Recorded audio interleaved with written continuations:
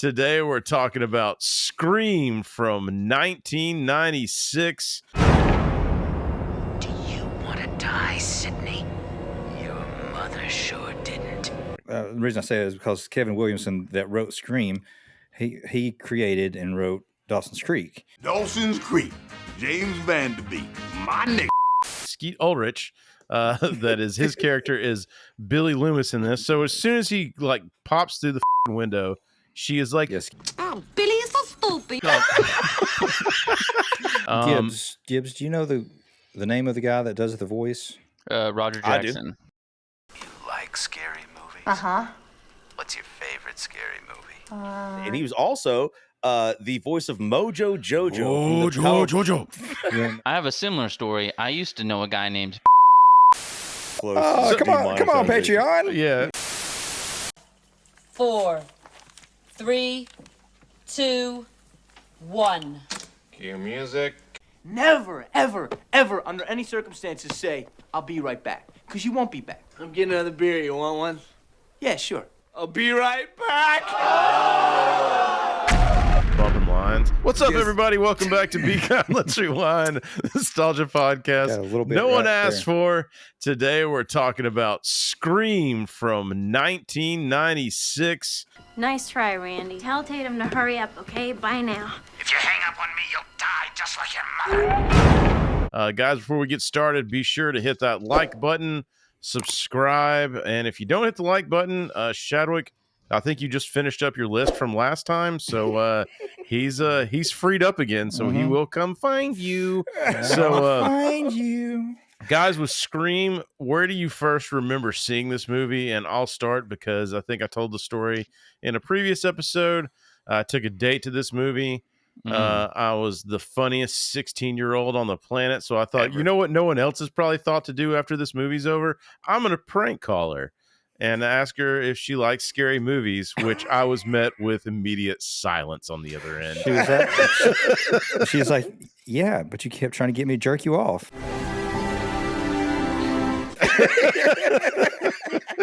Dude, I was just like, Come yeah, on. well, it was a swing and a miss for me. Yeah, didn't know what was going on, man. Leaf, what about you, dude? Man, I'm pretty sure I did see this in the theaters too, although it's hard to remember just because it's like every teenage and even young adult party I ever went to was like, you guys don't watch Scream? Yeah, Some dude. Scream. It was also a Brian special too at his house. Yeah, it was. I saw it numerous times at the Ballard Estate.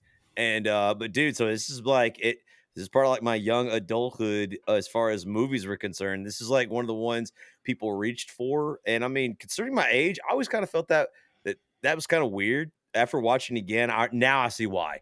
Yeah, Like, same this here. sort of superseded a lot of the old school horror movies that people used to watch. Like real horror buffs, are still like Halloween, dude. It was kind of a parody within itself. Hey, are you going to of the ask any of the genre. other contestants any questions? Richard Dawson, just go back to your podium until it's time to play the feud, all right? Yeah. Hey, suitor number 2, Shadwick, where do you first remember seeing it? Definitely theaters. I think I set a record on this one. I took 7 different girls to see this movie. 7. That's the key. That was the key. That's the key, dude. Dude. 7, man, that's the number. Was this like your new Titanic? Or was this in the running with Titanic? When did Titanic come out? It doesn't matter. 97. Yeah, Okay, I so was you gonna were say just this was before. Yeah, The this was before progenitor. Titanic. So you were just getting warmed up, man. Titanic, guys. Titanic lost in the first weekend of the box office to Scream 2, the sequel to this movie. Nice. Gibbs, where do you first remember seeing Scream? My parents would not let me fucking watch this in the theaters. I was transitioning. This is All right. I like that. Yeah, I like that he just didn't even get it out. Once he stumbled on that, he's like, I'm about to get roasted. I was in the middle of coming from. We were living in Orlando, but the next summer was when we were, I think, about to head to Chattanooga. So it was a weird time. They would not let me because they were pretending to be Mormon real hard. They would not let me watch this in theaters. So I ended up watching this with my cousins at my grandmother's house. Like So weird. once it came out on video, we rented it. My grandmother, I don't think she knows the difference between PG, X, R, or anything like that. So we all watched it. We loved it. It was great. I became obsessed with this movie. I was already like a big horror fan. I had a website, GeoCities website, that I dedicated to horror. So whenever this came out, I had a whole section of Scream and all the references to the movies in Scream and all that stuff. So yeah, I was really into this movie and the soundtrack. Listen to the soundtrack constantly. I think this is actually probably my favorite horror movie. Well, I can say that Gibbs' parents pretending to be Mormon eventually led them to. Get out of the street, you fucking bum! I will say before we get started with the booze of the week, I found that like this movie splits some horror fans. Really? So like some horror fans love it and appreciate what it does, and some, I guess, because it was popular, are just like me. So, Yeah, I would say like horror wise, this is very narrow and surface level. It scratches the surface. It barely mentions anything outside of the big three of Halloween, Friday the 13th, and Nightmare on Elm Street. But you know, it's a great like gateway horror film. Like I know so many people that got into horror because of this movie. Speaking of gateways, tonight, because I have to stay up and edit, I'm drinking coffee, and the gateway is Gentleman Jack that's in my coffee. A nice hefty. I think I got 2 or 3 shots in there. It's been a rough week. That's nice. So anyway, Leaf, what do you got, man? Going back home, baby. Got the old smoky Tennessee moonshine. This one is a blackberry lemonade cocktail. Have y'all heard about them cut waters yet? Anybody had any cut waters? Evidently, you haven't heard of them if you live in Chattanooga, because my wife and I went to try to find them, and they were like, the distributor pulled all of the shit from Chattanooga. Nice. No idea why. So can't get them. So I had to settle for Old Smoky, dude. I do have to say a caveat, because I am sticking with October theme. This is pumpkin spice Black Rifle coffee. So anyway, Shattuck, what do you got? Well, they do. It's good. I'm going to stay up and do some editing tonight myself. And to stick with the theme, I'm drinking some Ghost. Oh, nice. Yeah. Is that the Sour Patch Kids one? It is the Sour Patch Kids. Yeah. Man, delicious. It's fucking great. Sponsor our podcast. And I'm just mixing it with a little Kettle One vodka. Yeah. It's good for your skin. The problem is I expected the Ghost drink to have some color to it. But as you can see, Chadwick's like, I don't know what's what in here. It's called Ghost, bro. Yeah, he actually has a eyedropper that he dropped the Ghost in there on a glass of vodka. What do you What do you try the Forrest Whitaker Ghost Dog flavor, dude? That's a delicious one. Y'all seen that one? Classic. Gibbs, what do you got, man? Sticking mostly with the Tennessee theme that we were going with, I got a Cannibalist from Snapdragon Hemp. There it is, man. Absolutely. Always bringing it home. Still waiting for them to sponsor Cannibalist. Dragon fruit. Cannibalist, you're fucking you're on the clock, guys. It's about time you send Gibbs some free shit. So they were going to, but they got too stoned. They were going to, then they got high. So all right, man. It's the topic today. Scream from 1996. Leaf, go ahead and kick us off with some boring ass facts. Ladies and gentlemen, boys and girls, for those of you who are uninitiated, Scream is a 1996 American slasher film directed by Wes Craven and written by Kevin Williamson. It stars, of course, David Arquette, Neve Campbell, Courtney Cox, Matthew Lillard as Shaggy, Rose McGowan, Skeet Ulrich, and Drew Barrymore. Which Scoops. It is set in the fictional town of Woodsboro, California, and it was made for $14 to $15 million and pulled in a paltry sum at the theater box office of $173 million. Yeah, dude. So when I was doing research on this, also don't want to forget, shout out Rewinder of the Month, Eternity. Dude, didn't forget about you. Wanted to give you a little push after we talked about Courtney Cox. So, you know, a little love out there. He's got his merch. We've seen the pics. I know. We seen him. Maybe he can hook up with Courtney Cox after us. Cox dicks. Cox dicks. Get in line, Eternity. Dude, so this one, for some reason, they released this in December. Like in all of us that worked at the movie theater know you get that giant Christmas rush, but it's usually family friendly movies. Yeah, and it usually dies in January. Correct. So like what I think that, or not, I think what they said was, hey, we'll have something for horror fans, and it did not do well the opening week, but word of mouth spread, much like Shadwick's dates, and that continued to grow, much like Shadwick's penis, and this movie ended up being a juggernaut. Yeah.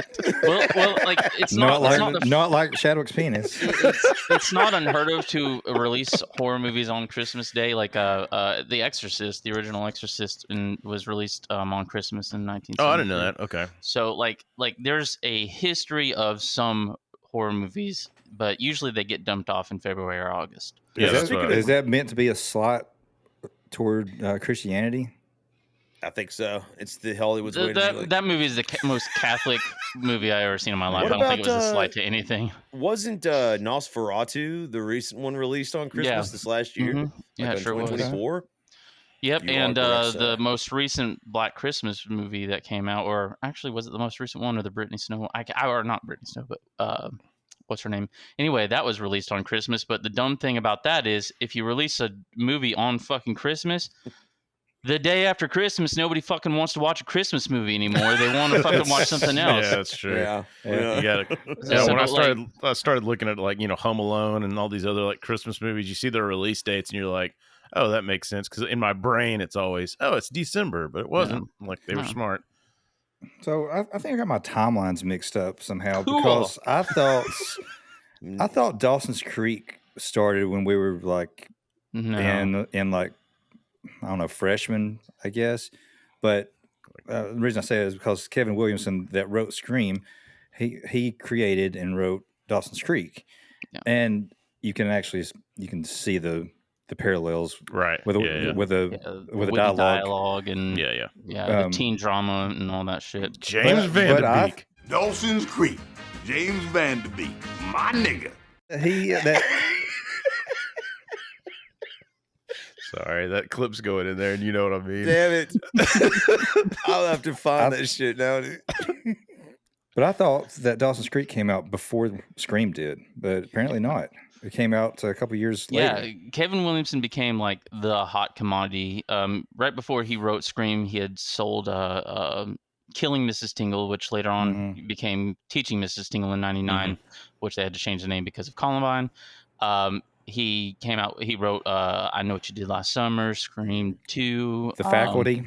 The Faculty. Oh, yeah. I mean, he was the one that doesn't fit was The Following with Kevin Bacon.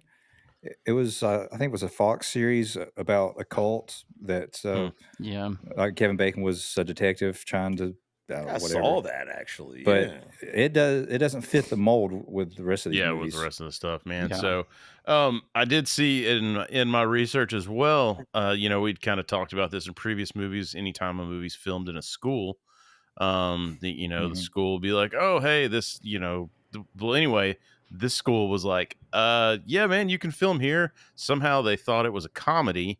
And then when like they read the script, like they pulled the rug out from under them, like right before they started shooting. So Wes Craven has a no thank you to them in the credits, the actual school, which I thought was like nice dig. And Wes Craven really didn't want to do this movie. He's made so many classic horror movies. Glass House on the Left, Hills Have Eyes, the Nightmare on Elm Street. People on the Stairs, Serpent in the Rainbow, whatever. But he had gone through a really, really bad dry spell. Right before this, he did Vampire in Brooklyn. Oh, did Wes he? Craven, Vampire in Brooklyn. Then Wes Craven's New Nightmare before that, and Shocker, which is absolutely fucking awful. And so like he was floundering, and he wanted to be taken seriously as a director, so he was trying to look at other things, and then this came along, and he was like, no, I've already done the slasher bullshit. Yeah, he thought it was too gory, right? Like no, he wanted gore. He just didn't want to be known as that guy. He was trying to get out of that the schlocky slasher guy. He wanted to be taken seriously. After this, he would do Scream 2, and then he would do Music of the Heart with Meryl Streep. But he was like, kind of like, I don't want to freaking do it. But then he eventually read the script, and Drew Barrymore got cast, and he was like, I'm all right. Let's sold. Yeah. Well, yeah. And then she kind of did she bail on him? Like, did it was her idea later on to like take that small role. She had to back out, and then he was kind of like, oh crap, what are we gonna do? But then she came back on board for the Casey Becker part. Nice, man. So let's jump into this thing, dude. Man, absolutely. I mean, so speaking of Drew Barrymore, the movie opens up with a very blonde Drew Barrymore at night. She is Casey Becker. She answers the phone. Drew Barrymore. I did not like the way she looked in this movie. No, I don't ever like the way that she looks. Actually, Nev Campbell, I don't like the way she looks either. She looks like really. Yeah, I don't. We'll get to her, but wait a minute. We'll get. Yeah, no. We'll get to her. We'll get to her because I'm with Gibbs on this. Okay, she looks like a retarded. Let's get back to Drew Barrymore. Yeah, man. We're on Drew Barrymore. So we're starting again as Patreon at night. At night, Casey Becker, played by Drew Barrymore, answers a phone call from an unknown man as she prepares popcorn for a late solo evening. She's, of course, by herself. And the conversation sort of begins playfully. And again, this is I want to state this from the outset. The internet is basically not a thing. It exists. Right. And it actually is referenced in this movie. Correct. The internet is... Yeah, and we're probably in the infancy of AOL and more BBSs than anything. This may be GeoCities. There you go. Yes, this may be one of the last horror movies made before in the pre-internet era. I don't think there was too many more after this. Yeah, because it kind of blew up for like 97, 98. Really that's when it really exploded. Which sort of changes the dynamic. Did you guys know what the movie was about when you went to see it? Yeah, I just knew it was I knew it was a scary movie and that I was taking a date to it, and I was stoked. Yeah, I saw Nev Campbell on date. It was either David Letterman or Jay Leno, I can't remember, but she did an interview and they showed a clip of it, and I was like, oh my god, I gotta see what that shit's all about. I went into it completely blind, so I didn't know what the story structure was going to be like, anything. So we'll go through the scene, and then I'll tell you like where my head was. But you probably assume too, like Drew Barrymore is like the main character. If you don't really, I mean, I think she was on the poster, wasn't she? That's how it was kind of billed. Yeah. And so I believe not that shitty actress from Party of Five, Jennifer Love Hewitt. Hey. No, she got the other one. She looks good. I started saying me and Chris don't allow anybody to talk shit about Jennifer Love Hewitt. That's our girl. We fist fought over that woman. That Can't Hardly Wait poster. Oh my god! I've got the Heartbreakers poster. Nice. But yeah, man. So evidently, from my research, one last thing about Drew Barrymore, she was originally signed on as the lead character in the film, according to what I've seen, and but she thought she would have more impact as Casey Becker. And I want to say, going through the scene, I kind of felt like she destroyed like this part right here. Yeah, she's acted well in 2 movies, E.T. and Scream, and everything else is bullshit. It's bad. What about Firestarter? Dude, I'm telling you right now, though, when that she's movie is hot fucking garbage. So I haven't seen it since probably like 87. It's so bad. It's she's cooking some popcorn. Yeah, she's cooking some popcorn and all this shit. And the phone rings. Hello? Hello? Yes? Who is this? Gibbs, do you know the name of the guy that does the voice? Roger Jackson. Yeah. So something that I thought was really cool on this, they never the rest of the cast never met this guy. Yeah, that's cool as shit. Wes Craven had him always like in a separate area and calling them, so they didn't know what he looked like. So like they were originally not going to even use his voice. They were using him to kind of scare them on set and have that conversation, but they were going to replace it with somebody else. And then they were just like, "No, this guy's kind of fucking creepy. Yeah, let's keep him." Wes Craven described Plus his name's voice. Roger. How fucked up is that? He's a prolific voice actor. Like that guy, the voice of Ghostface is Roger Jackson, a voice actor. And Wes Craven described his voice as like intelligently evil. Like it has sort of this resonance about it. And he was also the voice of Mojo Jojo. Jojo. You're shitting me. Which is gotta be. Yes, he was, dude. I wonder if he's ashamed of that because he ought not to be. It's excellent. When we were doing our rewind watch the other night, scenes playing, and I'm like I always do, kind of quoting things ahead, and I do the. His name wouldn't be Steve, would it? And my wife goes, I'm going to need you not do that voice. See, when you say it, it sounds cool. When I do it, I'm like, his name wouldn't be Steve, would it? Yeah. Why are you Australian? Steve. Steve mine was like, that's how it sounds to me. I was like, Steve wouldn't be a Steve, would he? I was like, I don't know what happened there. It just he just got it. He's a voice actor. What do you want? But Drew Barrymore's I'm going to kill you, I am. Drew Barrymore's flirty back and forth on the phone here this is the Drew Barrymore attitude that I love. On the talk show, she has this little flirty attitude, or back in the day. And I was like, yeah, I'm in love. Yeah. I like how her tone changes. She's like, you know what? I don't want to talk to you. And he's like, what's that noise? And she's like, popcorn. Let's talk some more. She just wants to talk. He asked if she has a boyfriend. She's like, what, are you going to ask me out? And then she says, she lies, says she doesn't have a boyfriend. I'd like to poll our three female viewers and ask them, was this common, you girls? So Shadwick's wife, who watches the podcast, tell me, did you get calls in the 90s, like girls, like just dudes, just like trying to like, yeah, my husband did it. But he just breathed heavily into the phone and hung up. He's like, oh, that's got it. Thanks. Yeah, I used to call chicks in the 90s all the time and be like, I want to be your tampon, and then hang up the phone. Why then? Now we play the waiting game. Yeah, now we play the waiting game, Family Guy. But my face is your toilet.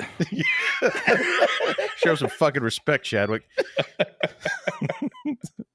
But you do. This is when he launches into the line. You like scary movies? What's your favorite scary movie?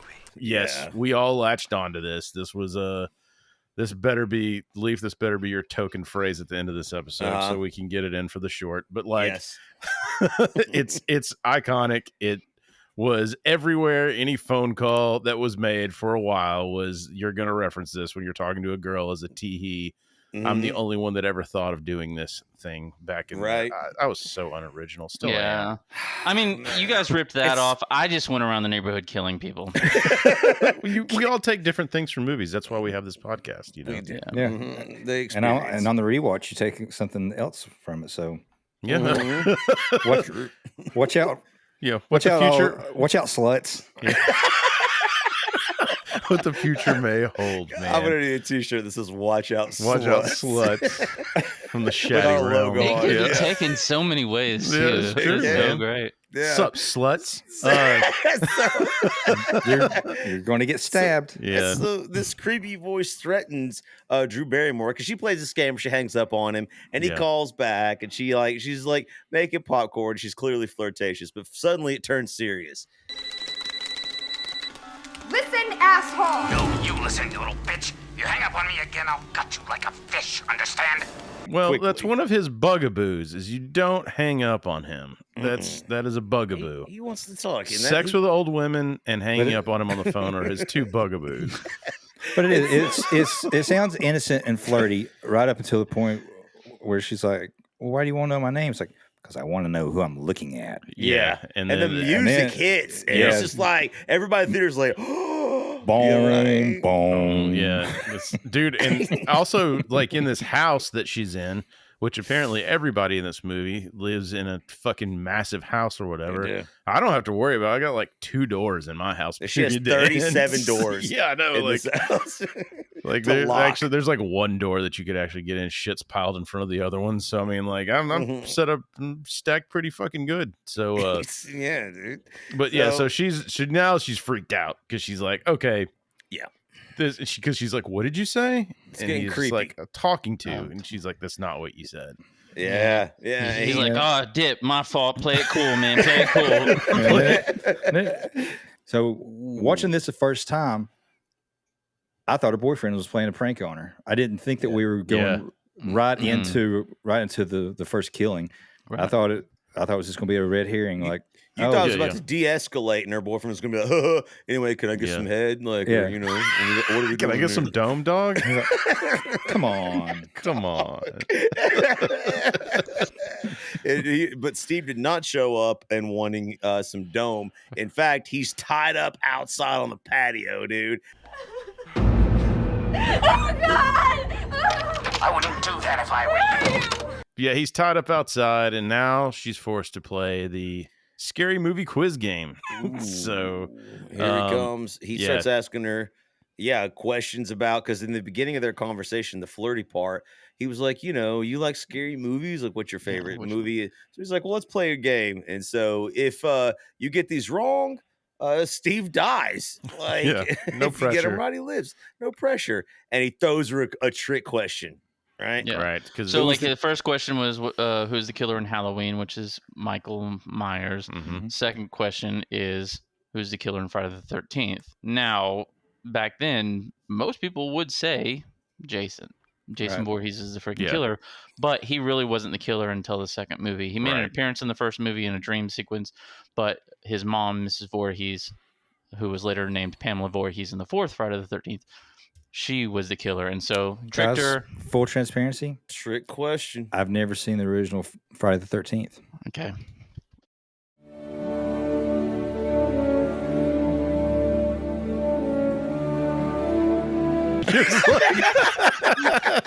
And that was it, ladies and gentlemen, Mr. Gibbs. So Gibbs, I'll see you in a minute. I was gonna say, if you want to have a date night, come on over. We'll cuddle and watch it. I've got the box set of all the Friday the 13th, all the Night in Elm Streets, all the Halloweens. You're welcome to.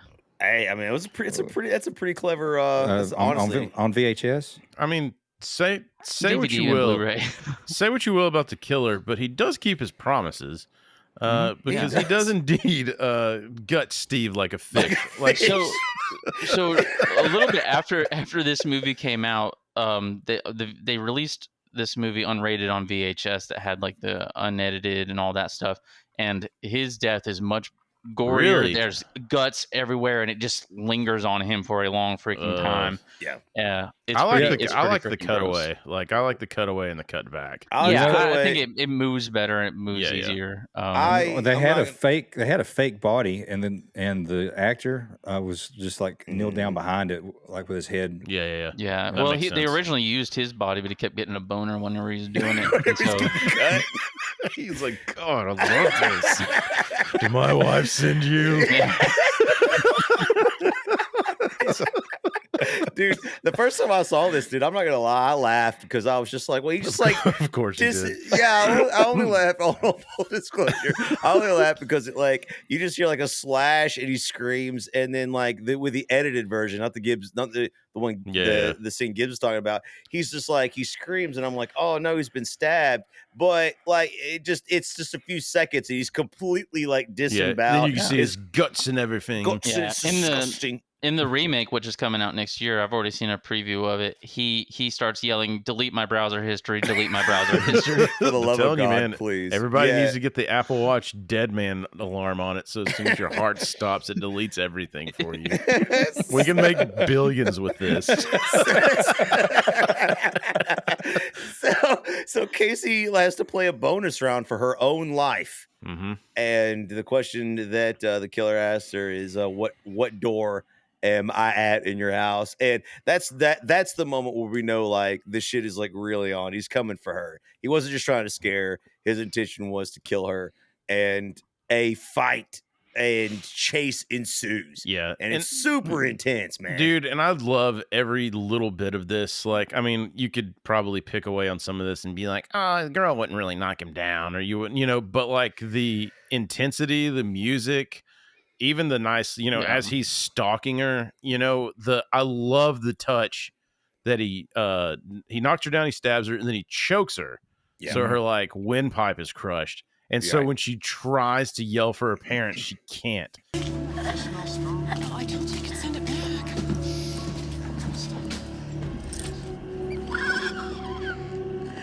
I don't know why, but that touch is. I mean, Yeah. I'm sure it's been in 1,000 movies, maybe. It's- I don't know. It was so smart to me. I like that that he gets hurt, like he gets stopped. Yes, yeah. Me too. And that's the thing with like Michael Myers and Jason and everything. Like they were just these unkillable forces that never Invincible. stopped coming. So yeah, I like Also that. like Chadwick. Marijuana affects the memory. Oh. But yeah, no, the scene's intense. We get our first look at the mask, the Father Death mask and everything. Yeah. Later on, it kind of got. Everybody started calling it Ghostface, but for Yeah, I started a saying, wait a minute. while, everybody called it Father Death. What, It why? wasn't until later on that it became, well, that was the name of the mask. It was a mask and a costume that was put out by Fun World back in the day. Okay. And in this opening scene, there's a few clips, and also later on with Principal Henry, the mask that they used, they were trying to get the rights and they couldn't, so they came up with this funky, weird looking Another one. version of it that was just off that they could use if they couldn't get the rights to it. But so like in this scene, they actually have the crappy mask whenever she's getting stabbed, and it's just showing him above her, Right. stabbing her.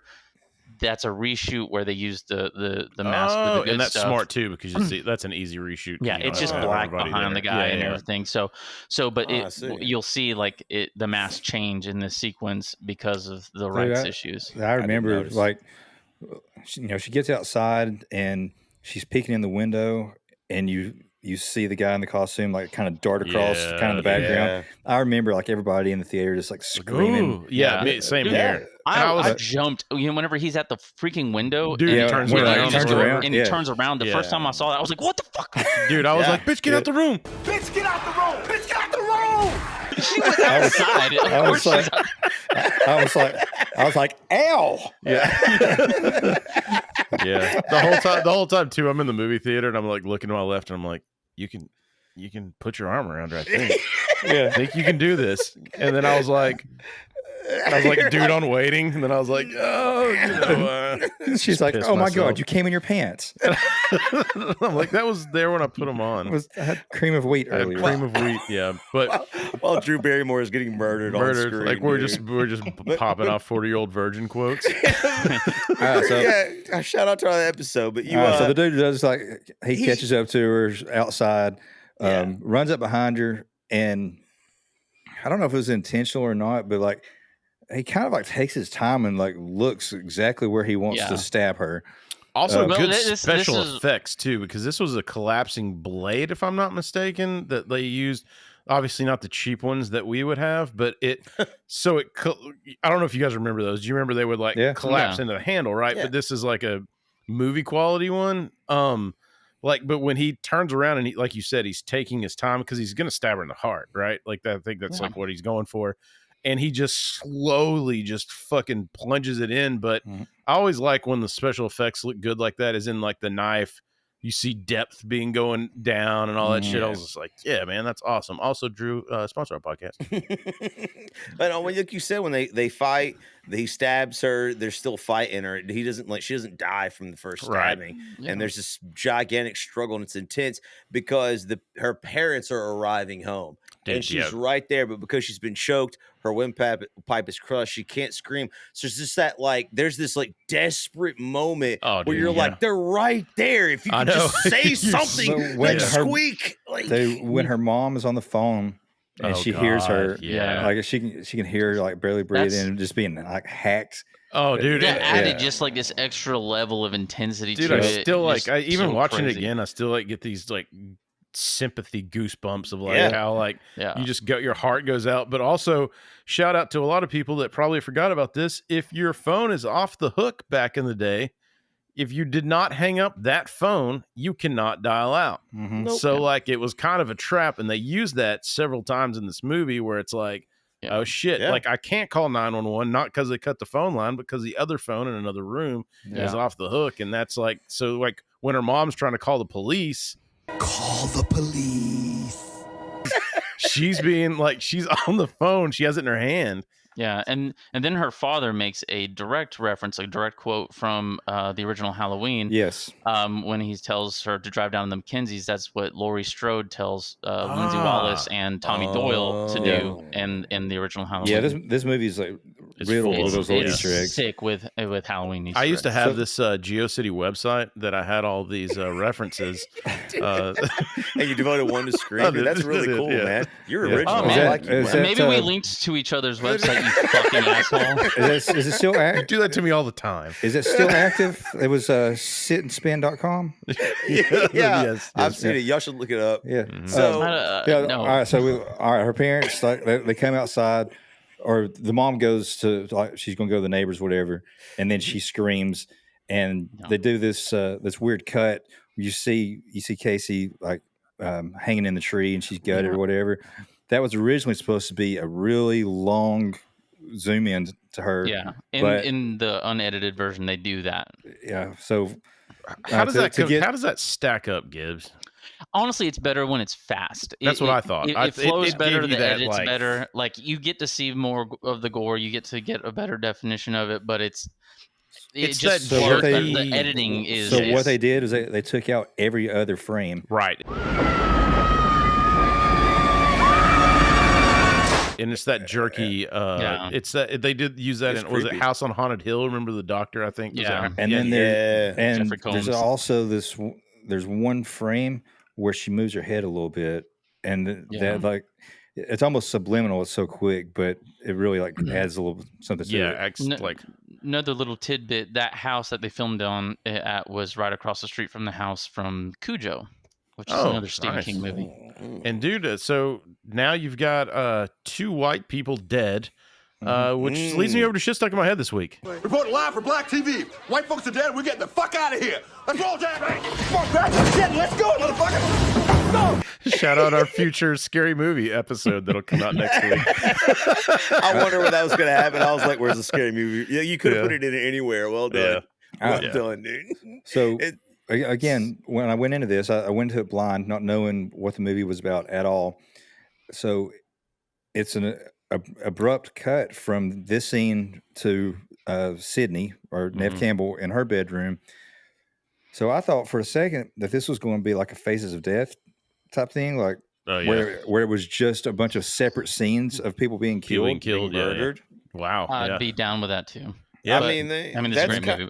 That's honestly to your point, Sherlock. That's kind of how they set it up, because this scene where we see Sydney Prescott, played by obviously Neve Campbell, she's alone in her room. She's on AOL 2.0, I assume, hanging out probably with the AIM messenger, DMing her other boyfriends. ASL.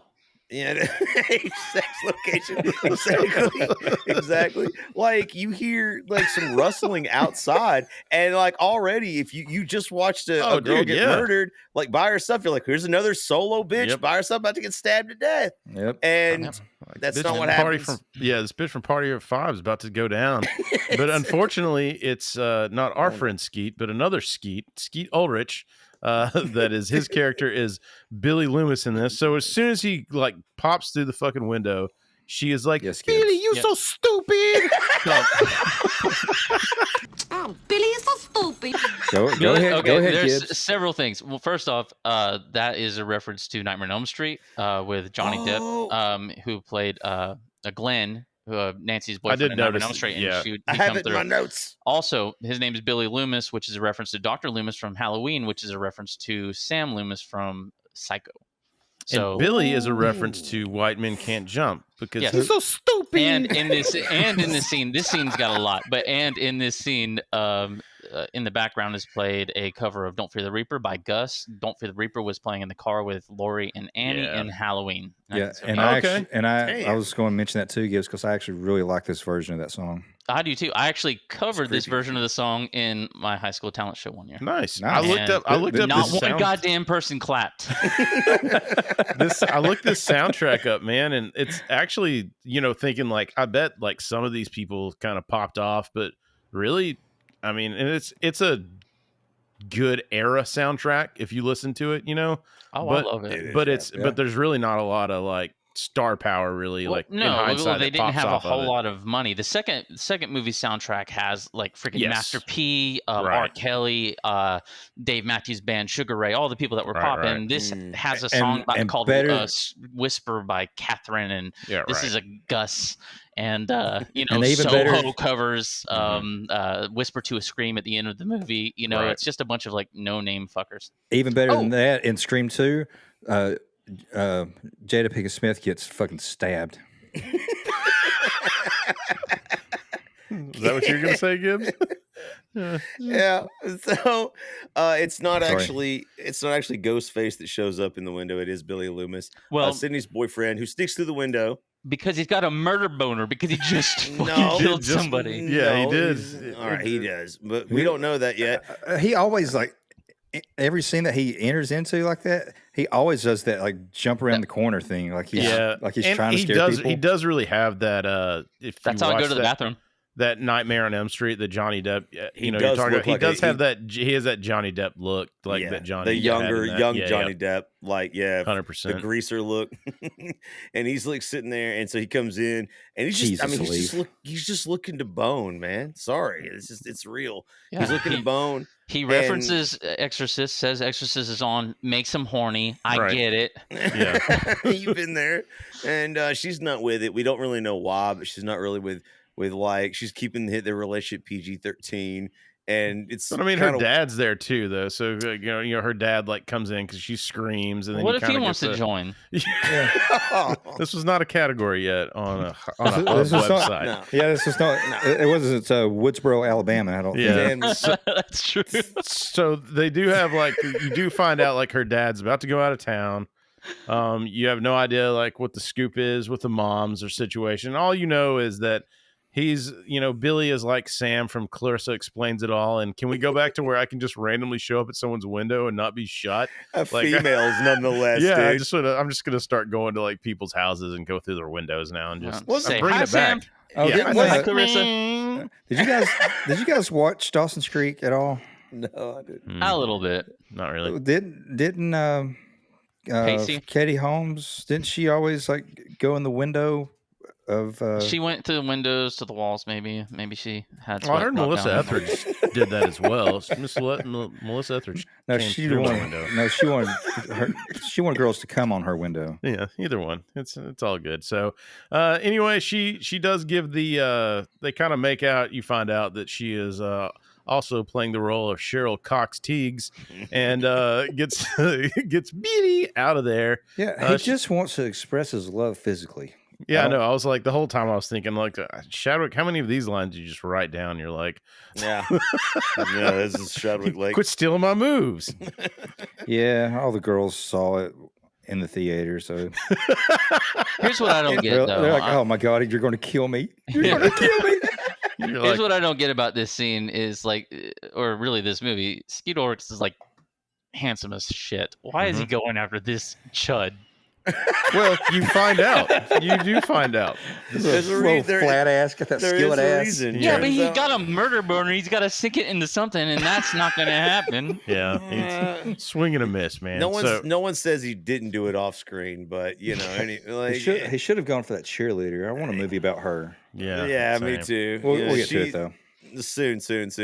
So he basically it sort of like establishes the fact that Sydney, who will end up being the main character, is alone.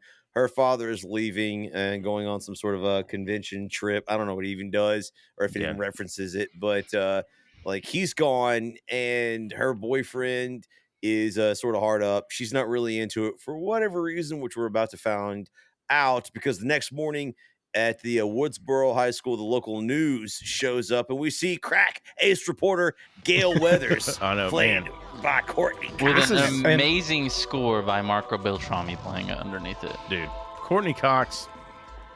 Is that this is the most attractive she's ever been. I swear to God, yes. And she plays. I feel like she must be a bitch in real life because. She wanted this role for this. Well. She wanted this role for that reason because she just been bubbly friends, whatever. She wanted something else. Plus, Jennifer Aniston has Leprechaun. Courtney Cox has got the fucking Scream series. Yeah, I mean, that's come true. on. And is this where what's up. Courtney You're right. and David Well played. Arquette met? Is Yes. this the biggest outkicking your coverage of all time? Yeah, I mean, I think he was too This is good for top her, five. but like, I really. She was dancing in the dark for Christ's sake, and he was. This motherfucker went on to be in 8-Legged Freaks and Ready to Rumble. Ready to Rumble, two of the greatest movies of all time. 8-Legged I will rule you. Oh God. Ready to Rumble. That was it's a leading cause of cancer in pro wrestlers. Quit acting like a couple of idiots. Give me my damn beer. Yeah, second leading cause of death behind drugs in pro wrestlers.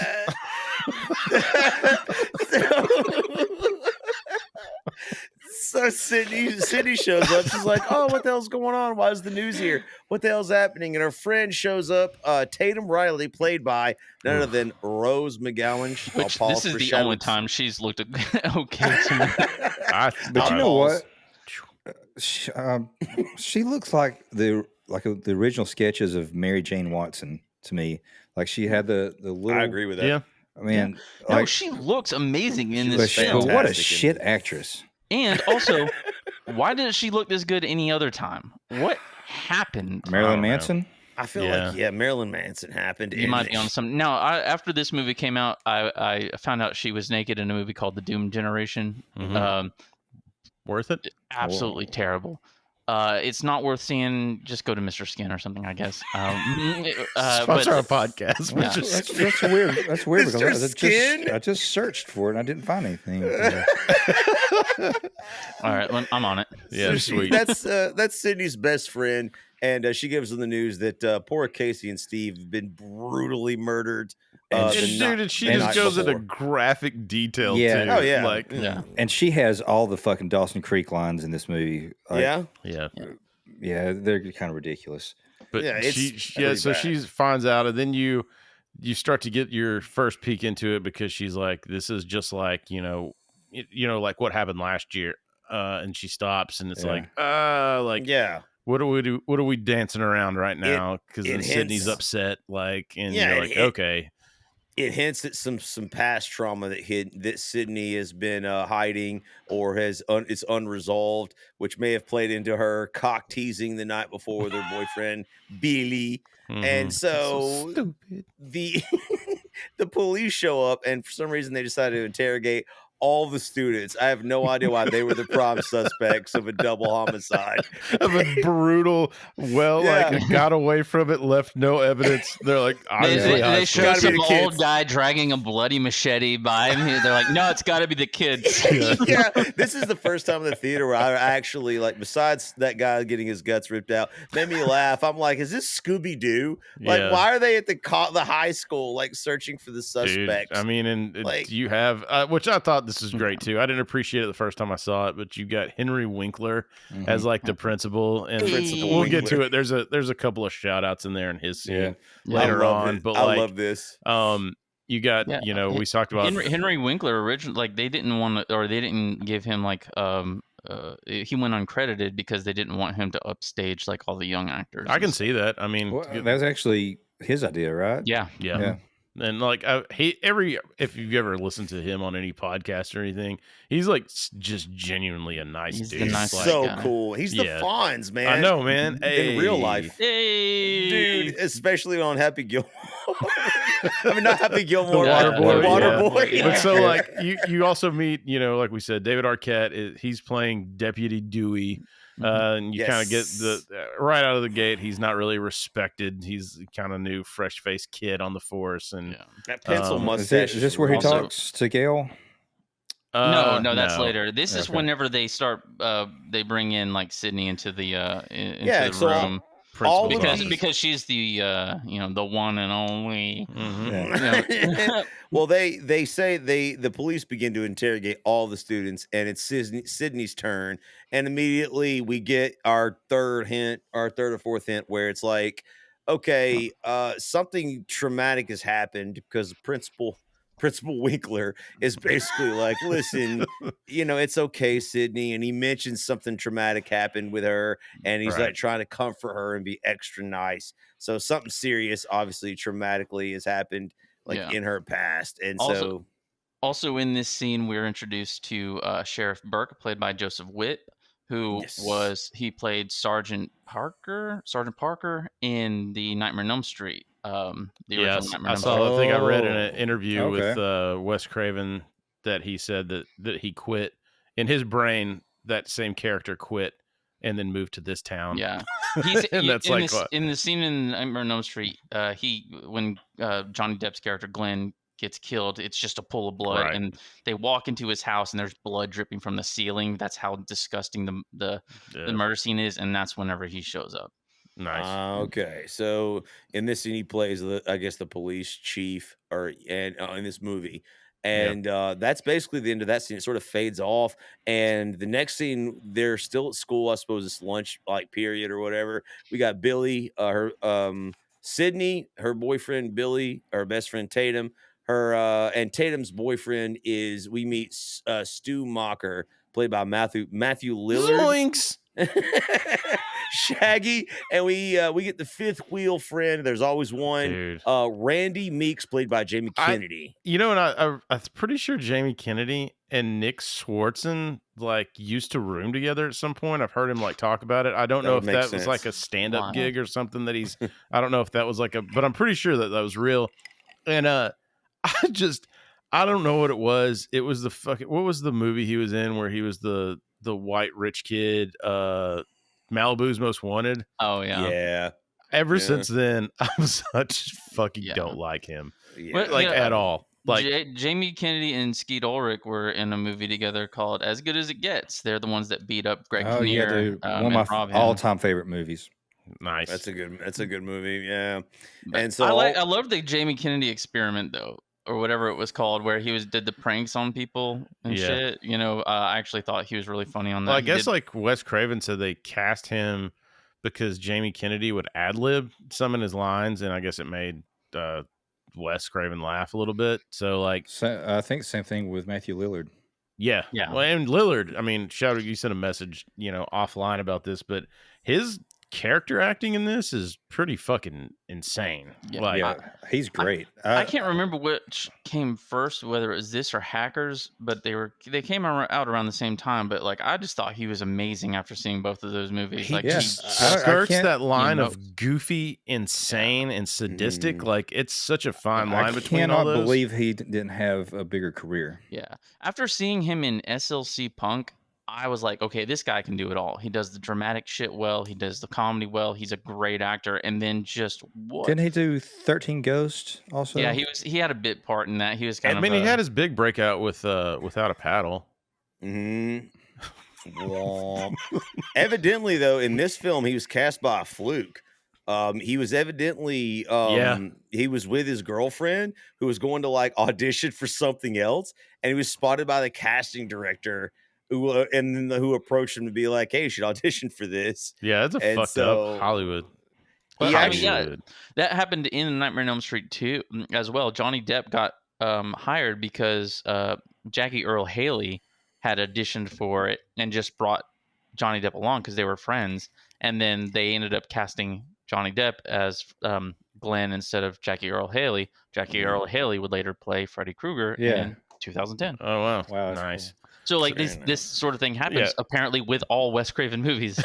just good. So what you're saying is all four of us show up with you. You're locked in here with me. So we should all show up and we should all show up these casting calls, man. But you do have the little back and forth with everybody here where they're trying to outgross each other like we all did in high school, completely ignoring the fact that Sydney's mom was brutally murdered a year earlier, and which we still don't know in the film, but they all know, and they just nobody cares. Did you really put her liver in the mailbox? Because I heard that they found her liver in the mailbox next to her spleen and her pancreas. Randy, you goon, fucking trying to eat here. Let it rip, baby. It's hey, man, it's kind of like if you would have your mom murdered or something like that, or whatever, something different than what we're talking about now. Yeah. And I love how like they dismiss like basic instinct like instantly. They're like, oh, women murders don't count. Women murders don't count. Yeah, you'd have to have a man do this, which a little foreshadowing there. A man, not to mention the fact that they referenced Mrs. Voorhees earlier on, totally ignoring that. Yep, completely. Amateurs. Gives like I'm out. Well done, well done, the Randy of this podcast, dude. Well, very well done, man. It's called tag. I wanted to be the skeet. Sorry, sorry. So that afternoon, she returns home from school, and she makes plans with her friend Tatum on the phone to stay at her house because obviously there's a female bitch murderer on the loose, and she doesn't need to be by herself. Rose McGowan doesn't look as hot on the phone as she does in person in this movie. She does not. That is a fun fact. That was fun. And this is where we find out. And this is where we find out the full truth about her mother because she's watching. Sydney's just sort of like vegging out, trying to relax. This is bringing back some traumatic experiences from her past, and we find out there's a report on television by crack ace reporter Gail Weathers that Sydney's mom was brutally assaulted and murdered. Right. And so he's about to be put to death, right? Like that's as they're referencing this. He is going to the gas chamber, evidently. Yeah. So more on that later. Yeah, Cotton Weary is the guy's name. Yeah. And like Sydney played a part, or the part, I guess, in identifying him as the killer. Yeah. And I always fucked up that name because there was a guy in the town that I grew up in, kind of a notable figure of the community named Cotton Perry. So anytime I was talking about this movie and I was trying to think of Cotton Weary, I would say Cotton Perry, and they're like, I have a similar story. I used to know a guy named. Come on, Patreon. Yeah, I was thinking too. Okay, so this guy, what with the size of their house, is there a chance that Sydney's dad was maybe a John and her mom was working the streets for him? Like, she's working the docks. She could have had a whole stable. He's not in town. He liked to watch like Monix and. All right, we'll continue on. So yes, like all of the mental trauma that is bringing, like all the recent murders is bringing a lot of mental trauma back for Sydney. She's exhausted. She passes out, waiting for her friend to come pick her up. And when she awakes, it's the dark evening, and she receives a little phone call. First of all, it's her friend telling her, "Oh, I'm going to be late." Tatum's like, because everyone expects it to be the murderer Ghostface, right? Like, obviously, but it's not. It's like Tatum saying, "Hey, look, sorry, I'm going to be late. Practice ran." Is she a cheerleader? What the hell does she even mean by practice? I can't remember. Every time a girl would call me and tell me that she was late, I was like, prank call. I think we made a short about it. So she says she'll be late, and then maybe she was working the docks for her dad, who's a John. She might have been, dude. And so she hangs up, and then the phone rings again, and this time it's the killer. Yes, and we start the whole game all over. She doesn't know who it is. She thinks that it's fucking what's Jamie Kennedy's character's name? Randy. This is Randy, and then she thinks it's her boyfriend, and just all types of and she's like, Dad? Dad? He's like, you call me John, but it's not because there's this scene where she walks outside. She it's really intense. She's just like, she still thinks and believes it's a prank call. So she's like, I'm gonna call bluff. I'm gonna call your bluff. She's like, you're here watching me. She you see her slide the latch over, and there's that intense moment where if you as a viewer are like, don't open the door, what are you doing, you stupid bitch? Bitch, get out the room. And I like how she says, in reference to Scary Movie, she's like, I don't watch that shit.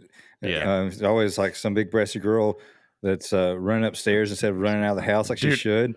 Love that. Instead of running out of the front door. And then of course she goes back inside, and the killer is like in the closet. He comes out, takes a swipe at her, bangs her head on the floor, and right as he's about to stab her, like she kicks him. And what does she do? She runs up the stairs. She runs up the stairs. She tries to go out the front door. She does try. I did like that. I like that little Yeah. call, like that callback, and then she's in a room.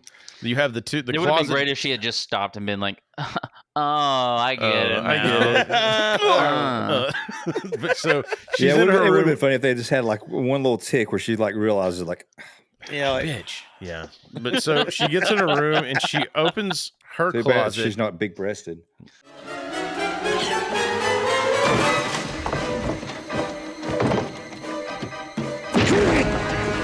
She opens her closet, and her closet will actually attractive. prevent the other door to open. Yeah. Which she did that earlier with her dad. So there's that happens. And Can you imagine having to lock your dad out of your room at night? That's weird. Yeah.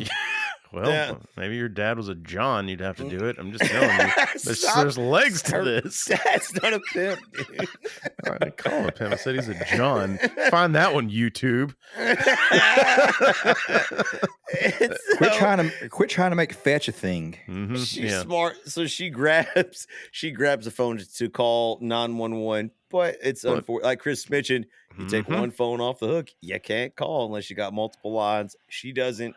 But she does because her computer I assume, is hooked up to the wait a computer minute. line. You're right. If he had the phone off the hook, she wouldn't be able to use the internet unless she had two lines. Unless she had two lines, which there's a dedicated line for that, I'm sure. And so she uses that. Because she lives in a 23-room house. No shit, man. I was like, of course you probably have 6 lines. So she uses the first ever probably that any of us have ever seen. Seven's the key.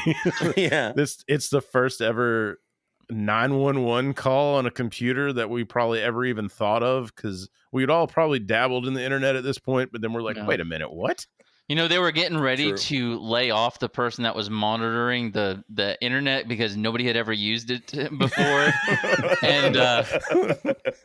and like the person on the other end was like, I'll be goddamn. Yeah, I know. We got one. Shit. It's like Ghostbusters. Yeah. We got one. We got one!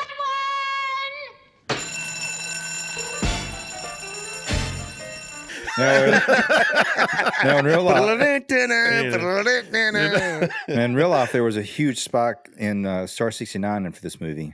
Yeah, no, that absolutely. Actually, I did read there was, I think it was a 3 times or 6 times increase in caller ID purchases after this movie. Yeah, like that was like a big thing, because then people were like, "Oh, hey, this would have ended this movie real quick." Yeah, and they show that sort of thing in Scream 2. Right. So I mean, they do adapt as the series goes on. But as she's in her room, she looks, and then is stupid Billy climbing through the window again. Boyfriend Billy shows up. What is Mount Suvius? What is Suvius? Judges? I prefer make love or fuck. Scream is divulged to Rosie Perez. Damn it, guys. When I made that note, I knew that was going to happen, and I was happy about it. Also, her dad's a John. What is that? So anyway, so when he comes to the door, or the window, you're like, oh shit, like, because you think it's the killer. Yeah. And then he hugs her, and she's like, "There's a killer. We got to get out of here." And the fucking silly telly drops out of his pocket.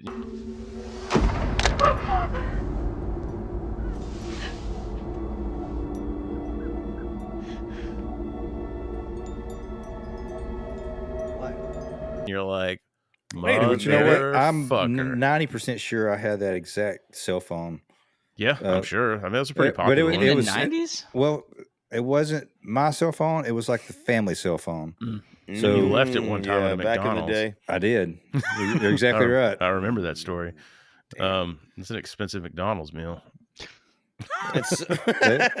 Thankfully, they found it and saved it for me. Nice. But it ends up making Billy look suspicious because the killer disappears as she's like using the World Wide Web to dial 911. 9/11.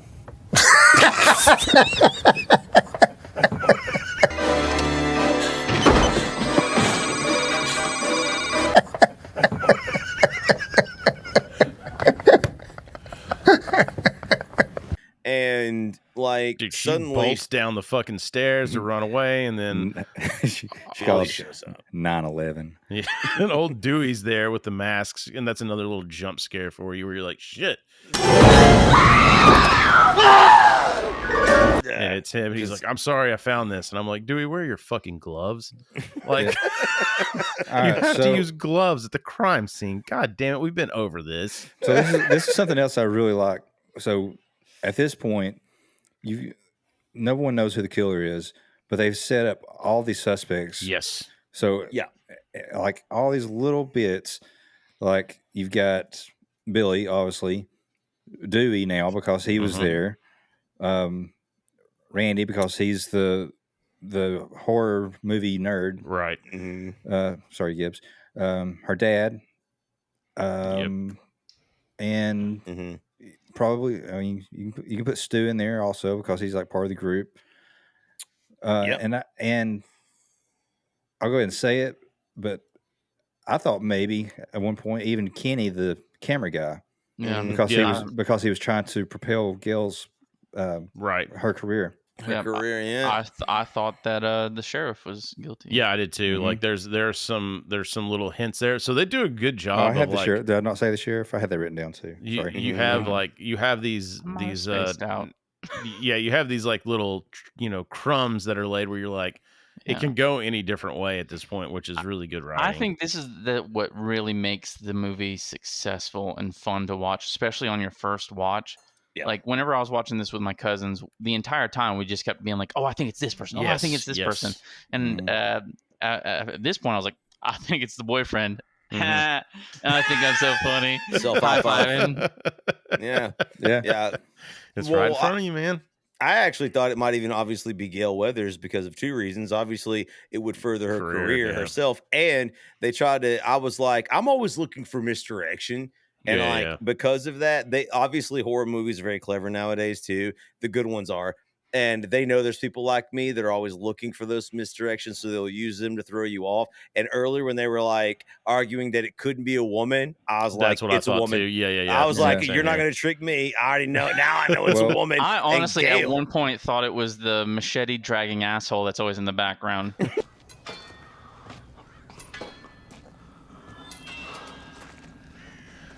You guys, going camping? Silly, dude. That's silly. So at this point, I was convinced it was not Billy. I was like, it's too on the nose. Like they're pointing, like that's what horror movies do, right? They give you a red herring in the beginning. I agree with you. I'm like, dude, he's too creepy to be the killer. Like he's too obvious. Because even when he shows up, he's all like, he has this like crazy look in his brooding. Yeah. And throughout the rest of the movie, everybody assumes it's him. So it's like you can't. No, you wouldn't be pointing to the guy that did it. That'd be stupid. You guys are so stupid for pointing to the guy. He gets arrested, taken down. You do, like you said, the Gail. Is this where Gail just berates her fucking cameraman? Like, because like the dude, she's trying to interview, I think, what is it, Tatum or whatever. Yeah, she's like, no, like leave sit alone, go fuck yourself or whatever. And then like she turns around and just laces. I know you're 50 pounds overweight. Yeah, and he's not. Yeah, he's not that fat. The thing is that guy before filming this had actually lost a lot of weight, and so that was probably a little extra hard for him to hear. Yeah. He's like, move your fat tub of lard ass. Yeah.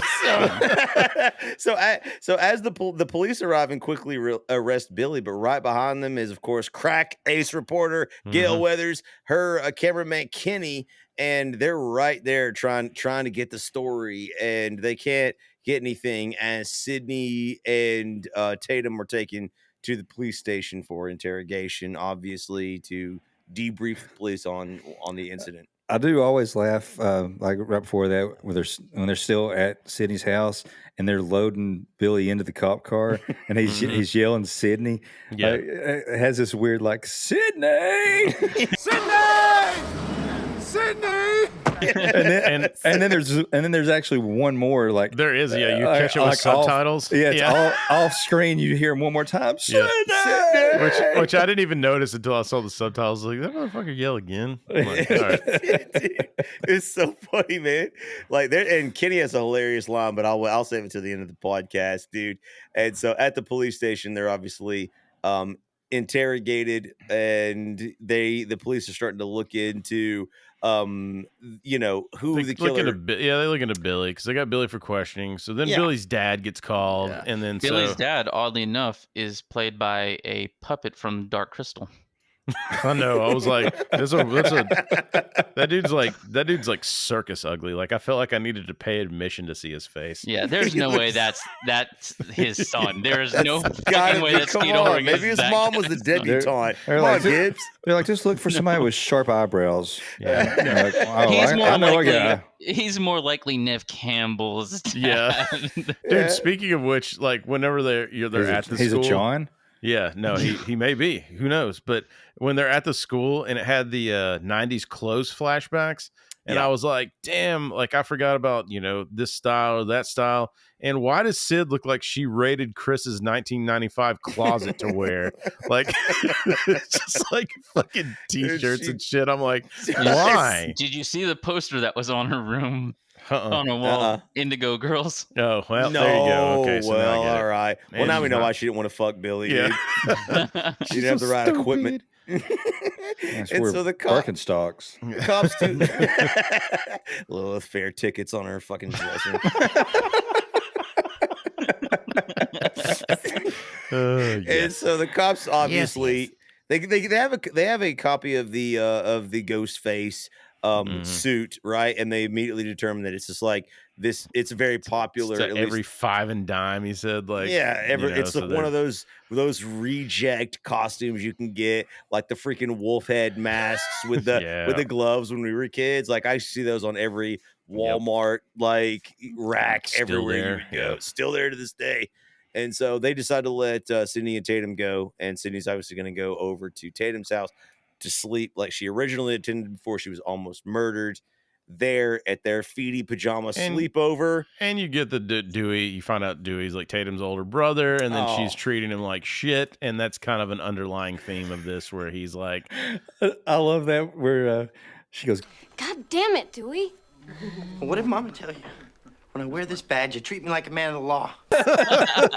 Like he's so like broke, like he's broken. His voice is broken. Like you can hear people like laughing in the background when she's like, God damn it, like let's go home. Like take us home now. Good delivery. He is so good in this movie. He is, and his face looks really pained and hurt. I know. He's like, damn. He looks sad and upset. You're supposed to treat me like a man of the law. I know. That's So yes, Dewey is Tatum's older brother. We hadn't mentioned it, maybe before this, but she emasculates him immediately in front of the entire police force. As one should. And then I do like that. Like what do we know about people that have been emasculated their whole life?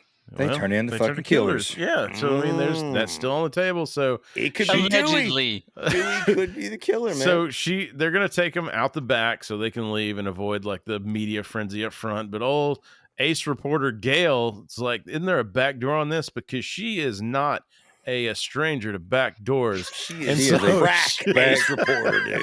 Backdoor queen. Yeah, and so she goes in the back. She goes and finds Sydney and them, and they have their little back and forth. And you find out that about this.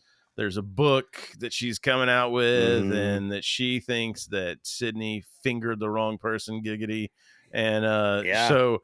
But I do like that fingered the wrong guy. I like that there's just a massive assault right in front of a police officer, Dewey, right here. Where no one does a damn thing. Connects Gail with a right cross. Funny? Yeah. So the first shot of that punch looks like a pretty decently foreign punch or whatever. Yeah. But then the second frame of that, it shows her from behind. She's standing flat-footed as fuck. Introducing first, fighting out of the red one. Yeah, that looks like on the balls of your feet. Come on, no power, dude. We've clearly, clearly in a fighting not stance. The killer. Yeah, obviously. Yeah. It turns out Sydney is not the killer. I guess that's a good point. Yeah. She's the killer. Yeah. We can now take her off the list with the way that she punched. So now she goes back, and they're gonna have a sleepover. I do like I do like Tatum's little whatever her line is. She's like, God, I loved it. I'll send you a copy. Bam! Bitch went down. I'll send you a copy. Bam! Sid, super bitch. I believe this was love. I believe this was an actual female sleepover minus the scissoring. Yeah. I believe it. Minus the scissoring, this is probably what they really were like. Sleepovers are really like. Absolutely boring. Yeah, yes, yeah, exactly. Totally boring. Yeah, they had the two lines. Bitch went down, and I'm like, okay, I'm out. And actually, to make this more realistic, like Sid would be whining and bitching, and Tatum would be like, "For fuck's sake, god damn it, can you just have a good time once in a while?" Yeah, fuck. And she's like, "Did your dad ever talk about me?" If he built up his chest and arms, I would totally fuck him. Exactly. That's what she was thinking, man. You want to have 10,000 of his babies, dude. So at the sleepover, Sid gets a phone call.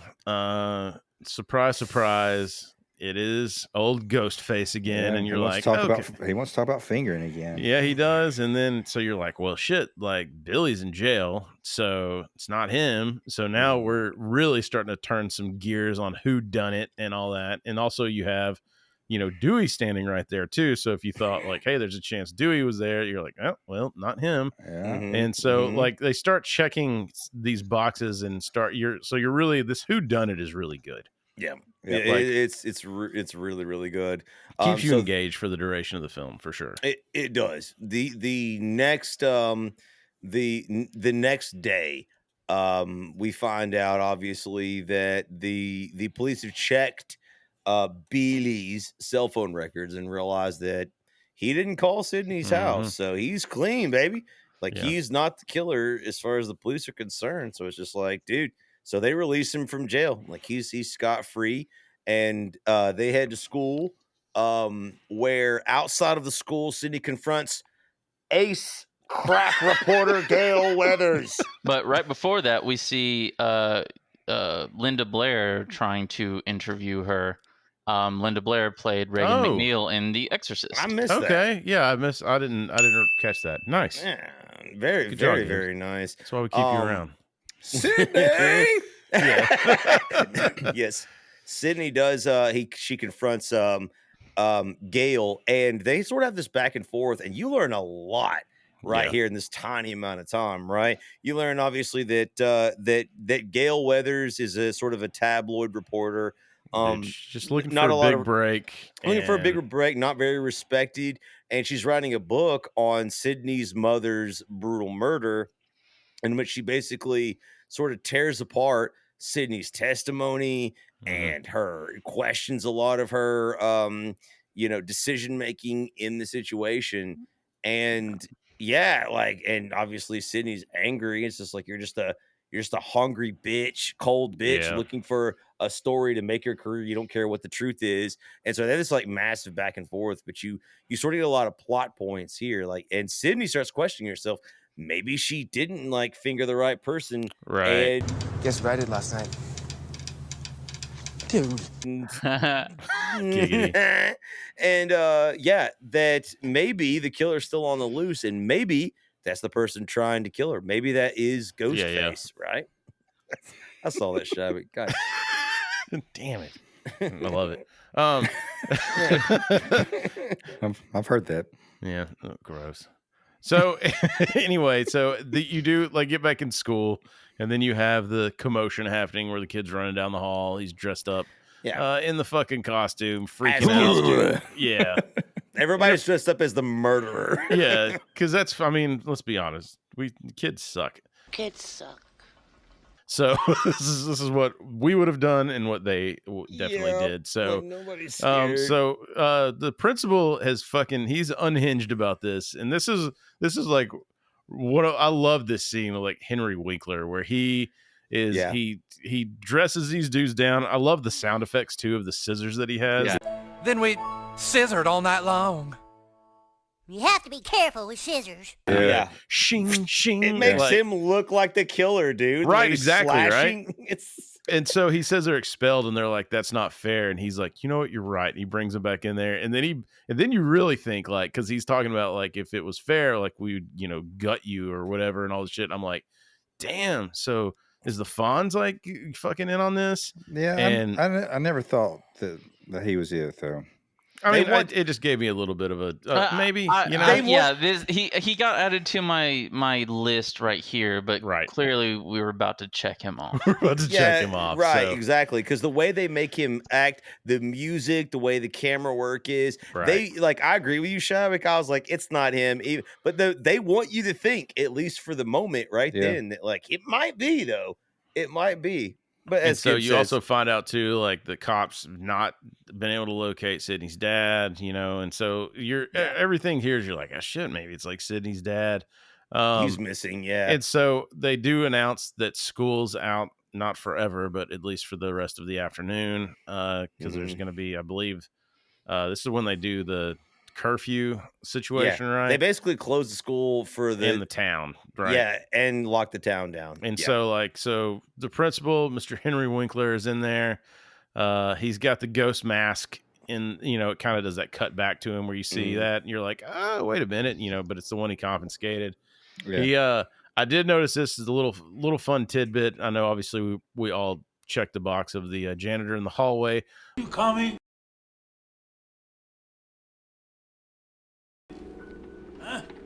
Not your friend.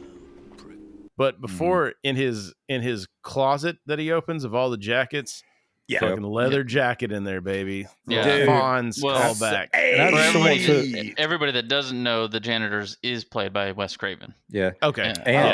And he calls him Fred also. Right. Yeah. So he's dressed like Freddy Krueger. He's dressed like Freddy Krueger, and then he's like, I'm not talking to you, Fred. I want to just comment real quick on Groundskeeper Willie. Yeah. On the shitty. I just want to comment real quick on the camera work when Henry Winkler has the mask on. He's looking in the mirror, and then he hears the noise, knock on the door, or whatever it was. And he turns real quick, like he pulls the mask off, and he turns, and the focus changes from the mirror to his face, like super quick. Yeah. I think it's just great camera work. Oh, it is. And that whole scene, it's like this Wes Craven guy really knows what he's doing. Yeah, he's made a couple of movies. If you watch all of his movies, you're gonna start questioning that. I heard that Wes Craven at one point in time was a John. Jesus. like Sydney's dad, who's missing, by the way. I feel like you spent way too much time with Sean recently. Have you talked to Sean?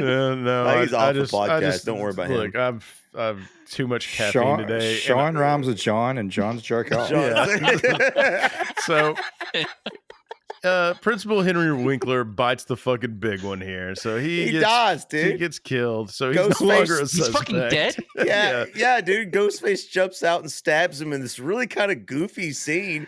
Because you get to see his reflection in his eyeball. Yeah, I really like that shot. That was actually a Bob Weinstein thing about the reflection. Yeah. Okay.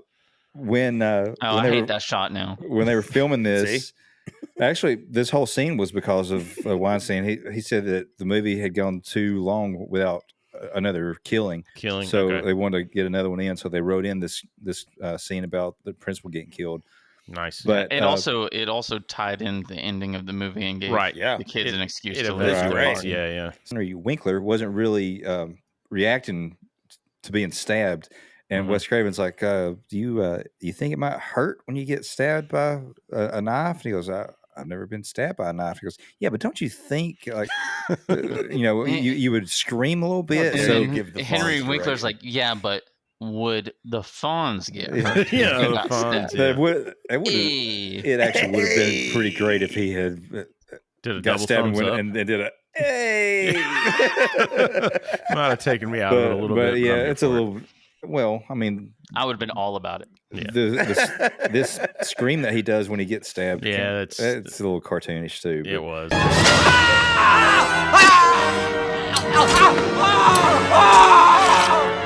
But I mean, I like that shit. Who's going to tell Henry Winkler no? Not me. Henry Winkler was like, should I just picture the hills have eyes and I should just wince like I'm watching that movie? Yeah, he was like, he fakes to the left. No, he fakes to the right.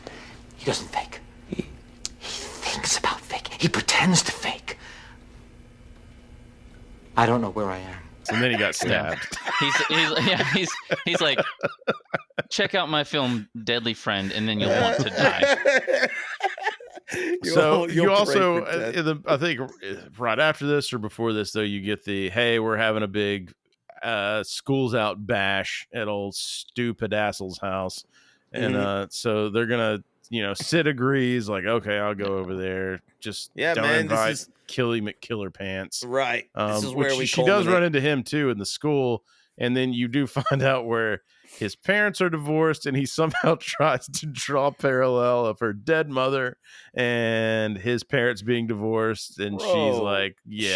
Shadwick has said worse to get laid. Fuck you, asshole. That wasn't that bad, dude. That wasn't that bad. He fumbled. I'll admit it. He fumbled. Yeah, that's bad. Yeah, you're not getting anywhere with that. Nah, he failed obviously. Or is he? He got defensive. Yeah, he got defensive, and then you're just like, Jesus. Like, so anyway, so she doesn't want him at the party, and they're like, Tatum's like, sure, and Stu's doing his like picking Tatum up or whatever, and we're all just jealous of him the entire time. Dude, that whole interplay between them in that scene is fucking fantastic. Yeah, it's realistic. We all had friends that acted that way with their girlfriends, and it was jealously disgusting. So everybody's gonna go to this party, which I found out this party is actually 41 or 42 minutes of the movie. Where it starts and when the movie ends is all at this party. And they said it took 20-something days to shoot. And they actually had T-shirts made up at the end of the shoot. Was like, I survived. I forgot whatever shot it was. Like, set 41 or whatever the fuck it was. It was like they all had shirts made up because it was like a party that never ends. Yeah, like this scene is when they go to the party that Stu is set up for. Like, again, like Chris mentioned, the school is shut down currently. Everybody's out for a while, so Stu throws a big bash. He invites all his friends, but so he gets obviously forgot a scene. Which one? To talk about when the bathroom scene. Yeah, when they're at the school, they're in the bathroom. Yeah. Sydney, right after she runs into Billy, and he lays those clever lines on her. Yeah, she does that killer runaway. Well, yeah. You know what I'm talking about? The little. The Margot Kidder. The Margot Kidder. The Margot Kidder. But she's in the bathroom. She's in a stall, and these two girls come in. One is a cheerleader, and they're talking about her and saying like maybe she made the whole thing up for attention. And actually, I love this cheerleader because she plays like 3 different characters. Like she kind of plays like the ditzy cheerleader person. Yeah. But then she plays also like she's using all these like big words and talking about psychology, and also she watches Ricky Lake. She actually feels like she actually sounds like a character ripped straight out of Buffy the Vampire Slayer. Yeah, exactly. She does, dude. Based on that she's one she's just episode a big I saw. bitch. But also, what I pulled from this scene was women's bathrooms are fucking disgusting. Yeah, and we used to have to clean them back at the movie theater, and there's shit all on the floor in there. When she's looking under the stalls. Did the theater have those like metal boxes where they would throw their shit into? Yeah, they did. Then women didn't use them. Yeah. They yeeted that shit onto the floor half the time. Bro, you don't want to know like how terrible. So the theme of this episode is women are disgusting creatures. Yeah. Men should never be kept we love you, but for anything but what we want. That scene also wasn't originally in the script. It was something that Kevin Williamson didn't like. He did not like the scene. I thought it was kind of. I mean, Wes Craven wanted to add like another scare on top of everything. Well, And Kevin Williamson was like, no, I don't really like that or whatever. But then he came around to it because it did add a little bit more of the backstory to the Sydney's mom. And you get to find out. Maybe she's a slut. Yeah. Just like her mother. But one thing is weird is how long did he just stand on the fucking toilet waiting for this shit? So here's the thing. I don't think that was either one of the killers. You think it was just another prankster? I agree with I think it was a prankster. Yeah. Well, how long was that prankster standing on that fucking toilet? I don't know. No. But the thing is, like, this also made me think that this is part of the reason why I started thinking the sheriff was because later on you see the same fucking you see the boots. Yeah, and that's so like that made me be like, puts out the cigarette or whatever. And I think that was intentional. But to Shadwick's point, I want to say that the reason that guy was standing in my imagination, the reason he ran into the female bathroom is because his two friends got caught by Principal Winkler, and he was hiding in there because he didn't have the knife. That's a good right. fucking... Yeah, that's what I always thought. I was like, okay, so there was a third guy with the mask who was hiding in the female bathroom, and then when he found his chance to scare one of the random female girls, it just so happened to be Sydney. He tries to grab her, but he doesn't have the knife, so I knew it wasn't really Ghostface. I like to think that it was just a guy that got his first period with his boots. So, all right, let's fast forward to the party. Well, hold on. There's the grocery store where you see him again, the Ghostface, which I think is another just a prankster, copycat. As well as the scene with Dewey and the sheriff standing outside, and you see that, and this shit always makes me fucking laugh because the sheriff is sitting there smoking a cigarette, looking like a man, and he's sitting there licking an ice cream. Every time he's taking a drag, every time he's taking a drag, he's like, I really wish everybody would take me seriously. Yeah, I know. He's 25 years. He's 25 years old, Gibbs. All right. So before we get to the party, the scene in the video store, I think is it. I think that's the scene that pisses me off the most on the second watch because it tells you exactly fucking what's going on. Yeah. But at the same time, everybody has already in their mind ruled out Billy Loomis. You know, like also there is whenever Randy is talking about like he's like why would Billy kill like his own girlfriend? And he's like, there's plenty of reasons to kill your own girlfriend. And right behind him, there's this blonde chick that stops what she's doing and looks at him and is like, there's always some stupid bullshit reason to kill your girlfriend. That line, though, Gibbs, for some reason, that sounds so much like Anthony Jeselnik to me. Yeah, there's always some stupid bullshit reason to kill your girlfriend. It's it's the delivery of it, I guess.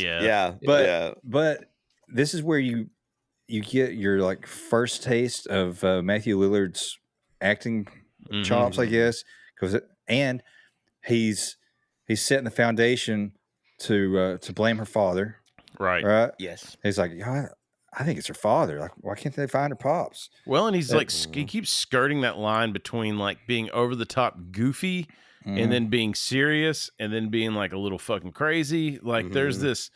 That's so hard to do, to hit all of those without it being cartoony. And I know he's just like up and down. Then when Billy shows up, like if you're paying attention, like you can see that Billy and Stu are a team. They're boys. Yeah, they're boys. They surround Randy. And then if you just like watch their like body language and their facial expressions, you can fucking tell they're the killers. But at the same time, you don't know there's two.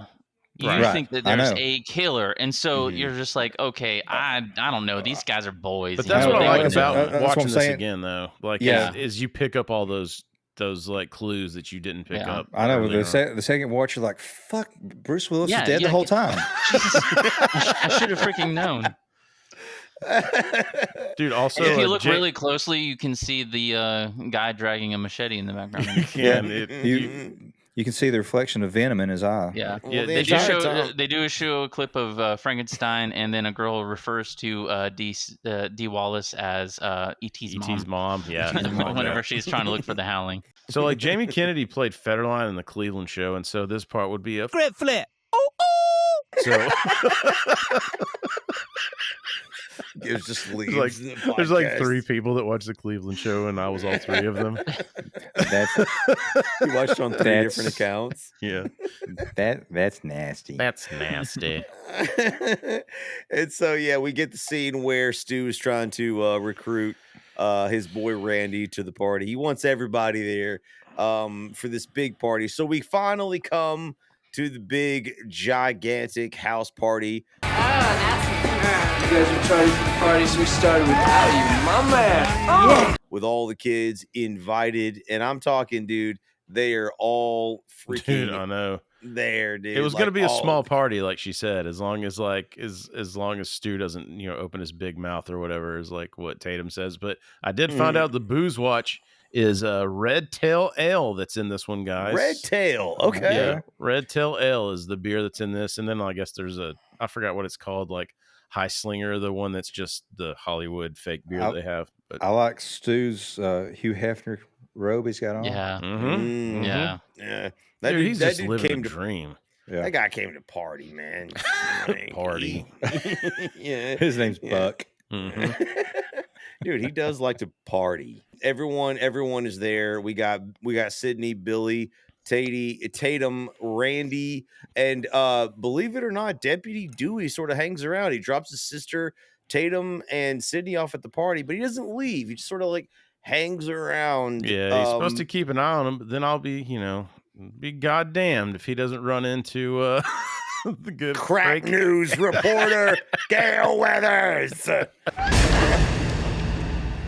Sorry, I didn't mean to scare you. Deputy, that's okay. What brings you to these parts? Well, you just never know when or where a story will break. Who was who comes into the party and everybody's like accepts the fact that she's there momentarily. So do we all accept that she genuinely liked Dewey, or was she just using him? I think that it was called. I think it started that way, and then she actually fell for his. In the interview, I think it was called honey dicking someone. You honey dicking? Actually, it's honey potting. Listen, I don't know what you guys are talking about. David Arquette is the best looking guy in this movie. By far. No. Skeet Ulrich is. I'm sorry. Yeah. Oh. But dude, so this is also where you get the fucking rules, which this was again. I love going when I was younger. I didn't pick any of this up because I was like trying to hold someone's fucking hand. But like going back and watching it now, where they go over all the rules of a horror movie, and it's a parody within a horror movie almost, like where. It's talking about what it's doing right in front of your eyes type situation. I fucking love that. Like, that's really smart. Wes Craven had dabbled in the metafiction already with Wes Craven's New Nightmare, which is a Freddy Krueger movie that actually takes place in real life, where like that's right. And at one point they tried to get Tom McLaughlin to be the director, and he directed Friday the 13th Part 6, Jason Lives, and that was a very metafictional type of thing. Like this one just perfected that. Like this is the most perfect they're movie telling in you that they're telling you the genre. rules of what's supposed to happen. They're telling you basically like, and then it, like you said, Shadwick, when you're talking about the video store conversation or whatever, they do it again here where they're like telling you the rules of how you survive a horror movie or how you like.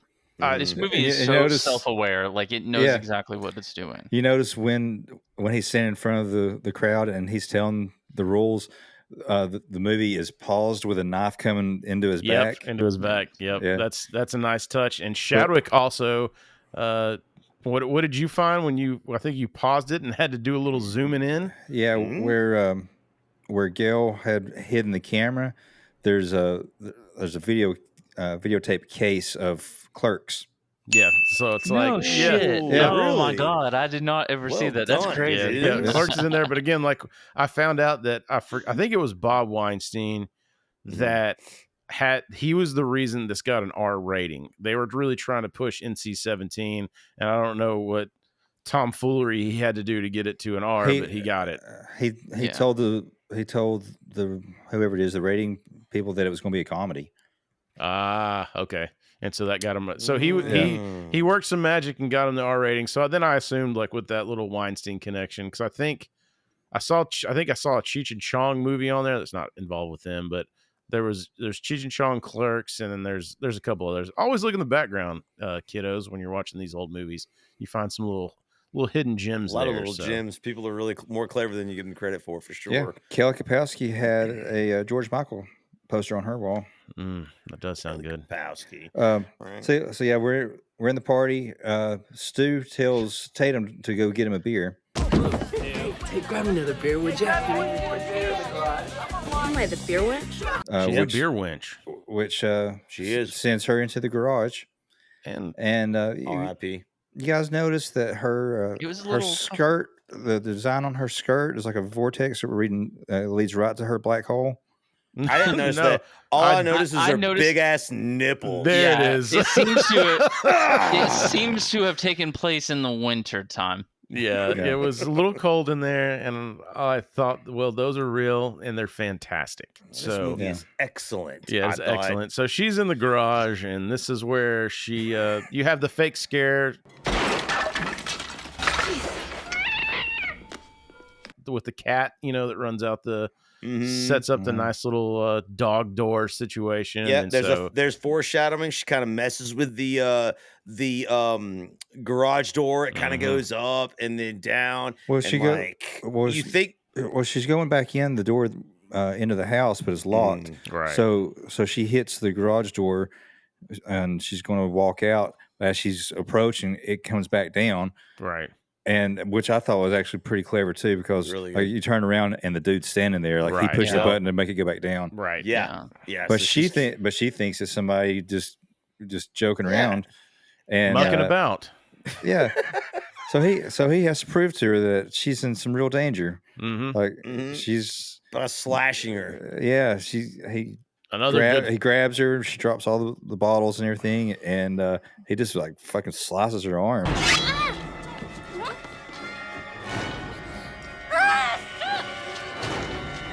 And that's a good one too, because that's the we also had those back in the day in the horror shops. You could buy them, the costume shops. There's just fake blood, like when you push this button, so it like looks like it doesn't. I'm sure they have obviously a far advanced version, but same thing. But it looks fucking brutal, and it hurts when you see that on the screen. You're like, God.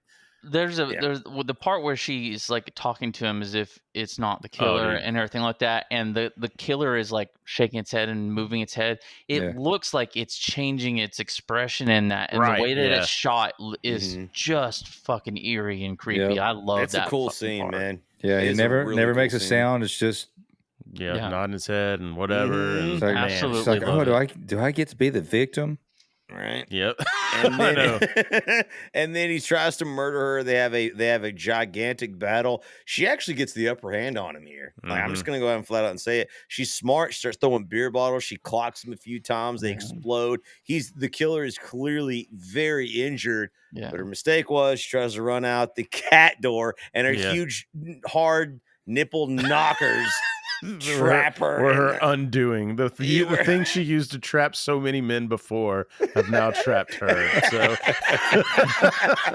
I remember when she died, I was like, sweet irony. I was like, no, dude, please. No. Dude, I cried. And this death scene is disgusting because you see her head fucking collapse in on itself. Like, dude, it's so brutal. It's awful, man. But so she's fine. And next scene, dude. Next scene, right? So, is this? You think Billy partook after that? Well, no, she was too high up. You'd have to get like a step ladder. I mean, unless he was hung like a fucking like a Clydesdale. Well, I mean, Skeet may have been. We do know one Skeet that was hung like a Clydesdale. So, Skeet, motherfucker. And so we cut back to Billy arrives at the party uninvited. Oh, Billy, hey. And he wants to talk to Sydney. He's like, listen, I'm still horny. Let's go upstairs and hash this out. But really, I have yet another murder boner. I know you. Yeah. I know. Got your name on it. I know that you tried to imprison me, but you just look so good. Like, I gotta have some, man. And she's like, you know what? We do need to talk. Let's go upstairs. Dude, I love that Stu's like, you guys can go upstairs in my parents' bedroom and talk about blah, blah, blah. And he's like, what does he say? Subtlety, Stu. You should look it up. Yeah. There's a couple of those lines in this movie that are pretty funny like that. It's called tact, fuck rag. Yeah, that's it. Yeah, dude. Oh, yeah, So that's right. They go upstairs and she basically like completely like sort of comes to Jesus at that moment about like her own thoughts and feelings about her mother's murder. We find out that's why she obviously didn't want to have sex with him. And she's just sort of put her life on pause since her mother was murdered, and she wants to let that go. And so they have sex, like straight I know. up. He's like, are you sure? She's like, yep.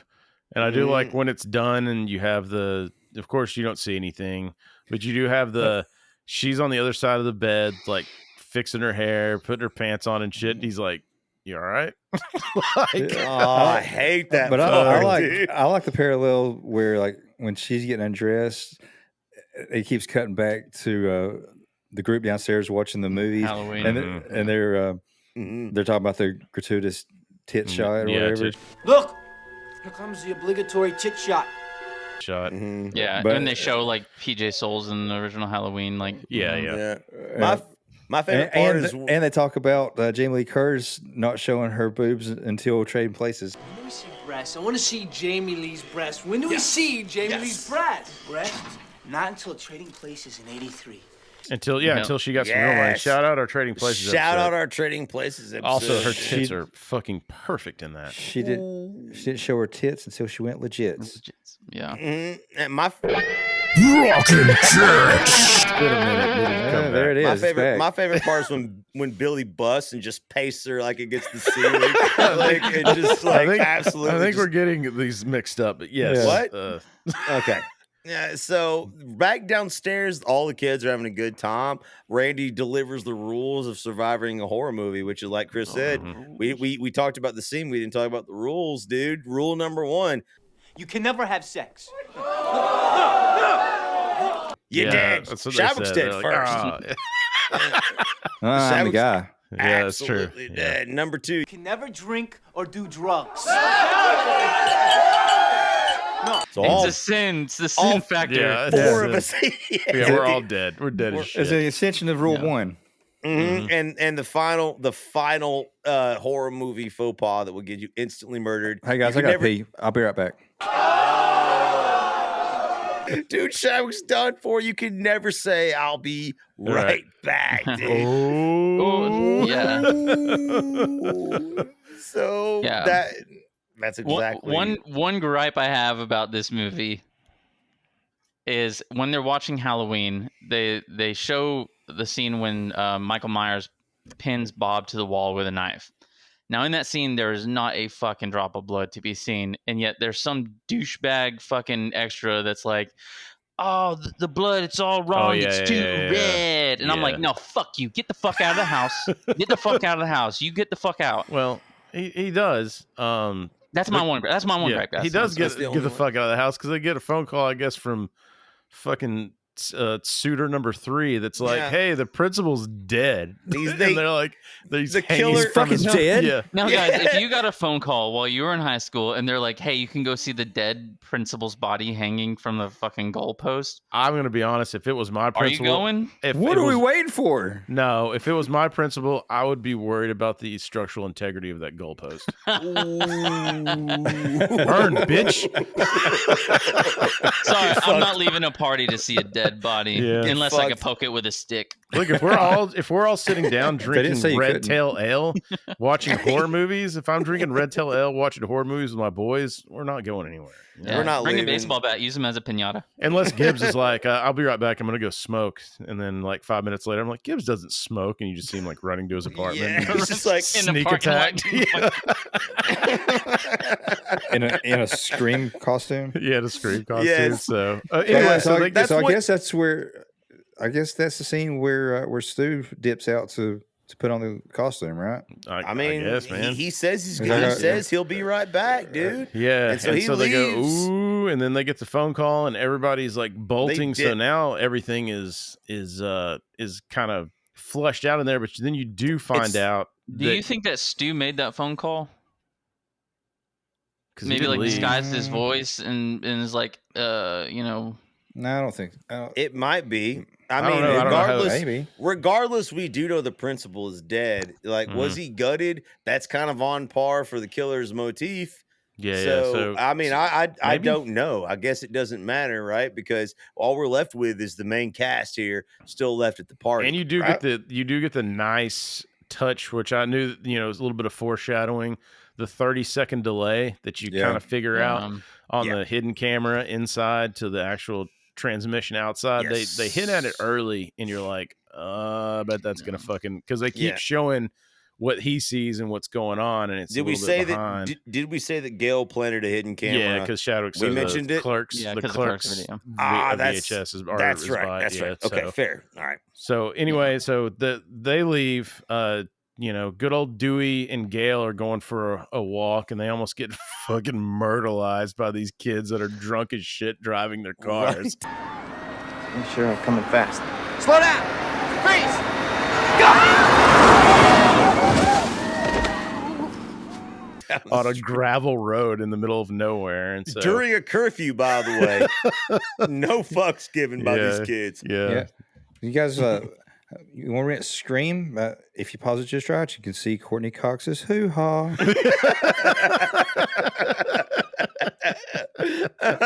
So correct. There's a bunch of stuff happening here, like all at the same time. Dewey and Gail, crack news reporter Gail Weathers go to investigate an abandoned car a few miles down. Turns out to be the empty car of Sydney's father.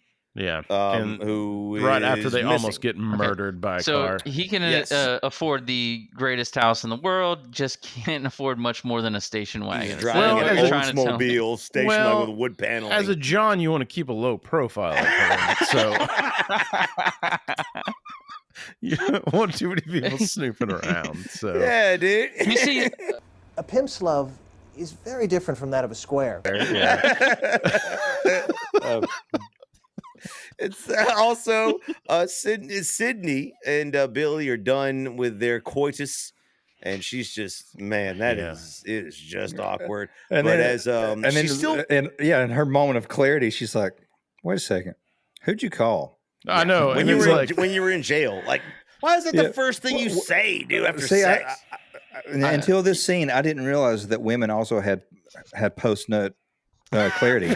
Well, and to be honest, this shit doesn't happen to you all the time. Yeah, I was gonna say, in all honesty, we don't know if she had a nut to have been post nut. I imagine with him being laid off for 2 years, it probably was a pretty quick trip for old Beatty. Well, I just assume, knowing what we know now about Billy, he was probably he was probably stabbing all over town. They didn't fuck. They didn't fuck. That's why they cut away from her as she's taking her bra off, because when she does, there's like these two faces there, and it's like, Quaid, start the reactor. So yeah, man. So you do have that. Like Shadwick said, the post-nut clarity, and then he's like, what do I have to do to prove to you I'm not the killer? And then I'll be goddamn if the killer's not behind him and proves it for him. Stabs the shit out of him. So, in his lovely white t-shirt, no less. By the way, if you're ever watching a hardcore wrestling match and anybody walks out in all white, there's about to be a bloodbath. So you see Billy looks straight in the camera. Billy's like, fuck this shit. Woot woot. So it's like Michael Scott flossing his teeth at one time. Bam! Blood everywhere. Oh gosh. So Sydney's like, well, fuck, I guess I was wrong again. And so my boyfriend is now dead. He's fingered the wrong guy again. So does that mean does she go back to being a virgin?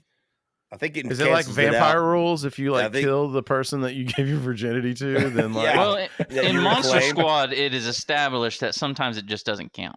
Okay, well, good. Let's go ahead and not purvey that narrative until someone the FBI indicts us 6 months from now with some girl being like, "Hey, whoever puts a podcast on the map." Gibbs, since you're the aficionado, does Wolfman have nards? Wolfman's got nards. Wolfman does have nards. Nice. He does. Yes. We've seen it. We learned from Horace that he's got nards. Thank you, Horace.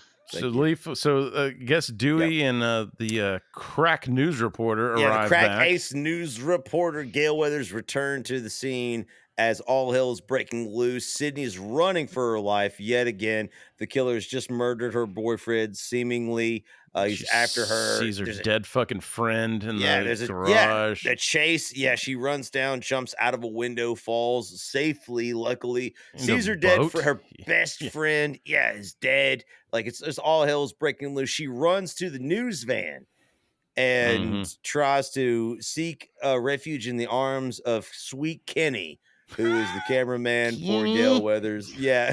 And You know, they're bastards. Oh, Jesus! Kenny is killed, you bastards. Yeah. He gets his throat slit by because of the 30-second delay we were talking about. So he's like, in the movie, they catch up to him half-mile down the road and slit his throat. It was a good one. It was a great one. It was a great one. So that one's fun because it does that. You know it's coming. You know there's going to be the 30-second delay is going to play in, and so he's basically playing "bitch get out the room," and then realizes that he's the bitch in the room. So they're watching the video of Randy. He's the only person left in the living room watching Halloween. Watching horror movies. And he's hammered. And he's Gibbs. Yes. And did you guys realize he's sitting there going, Jamie, look behind you. Look behind you. And who's playing this Jamie character? Kennedy, yeah. That was good. Yep. That was good. I picked that up. And as the audience member, he's being stalked, and you're saying the same thing. It was really clever filmmaking at that point. I thought it's funny too, because you're just like, oh my God, you're about to get murdered. Yeah. But suddenly, they're like caught up in that, watching it in the news van. Yeah. And Kenny's gonna like run in there and warn him. And as soon as he opens the van, he goes, "What? 30-second delay." And then just shink, whoop, and then gets down he goes. He's okay though. And that's when, he's fine. And that's when Sydney and ace crack news reporter Gail Weathers show back up. I didn't do that. I didn't scream it out this time, dude. Well, I know people that listen to audio are like, God, he's so annoying. Why does he keep doing that, dude? God, when does she go from there to the police? No. So here's what happens. She tries to lock herself in the van. She gets stabbed.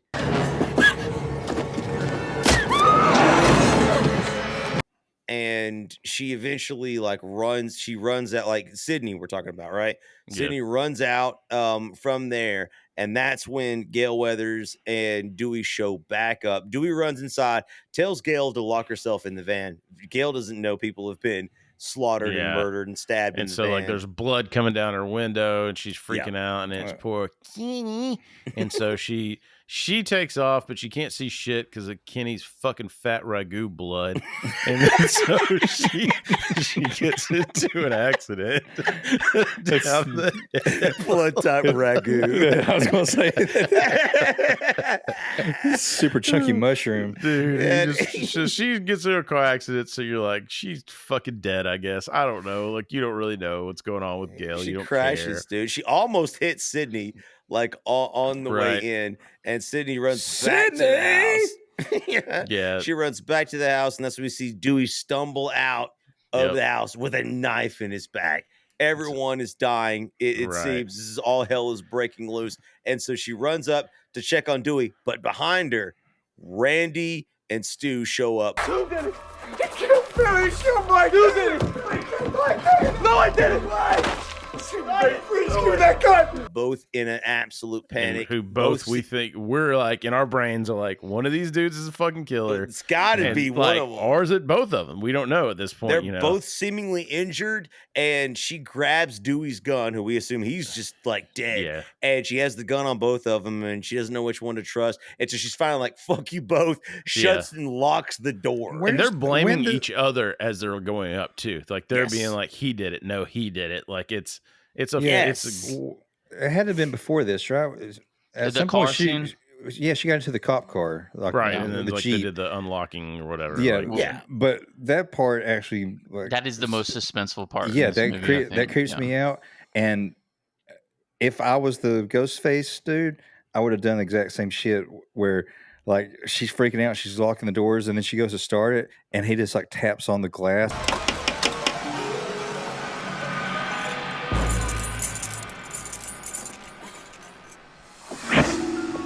box with a knife, keys, and then he's like And then holding he's the got keys up. Oh, dude, yeah. And Actually, I then thought he about. cuts down. But then he just Good like point. disappears. Yeah. Like, you hear that little like whoosh, Yep. and then she doesn't know where he's at.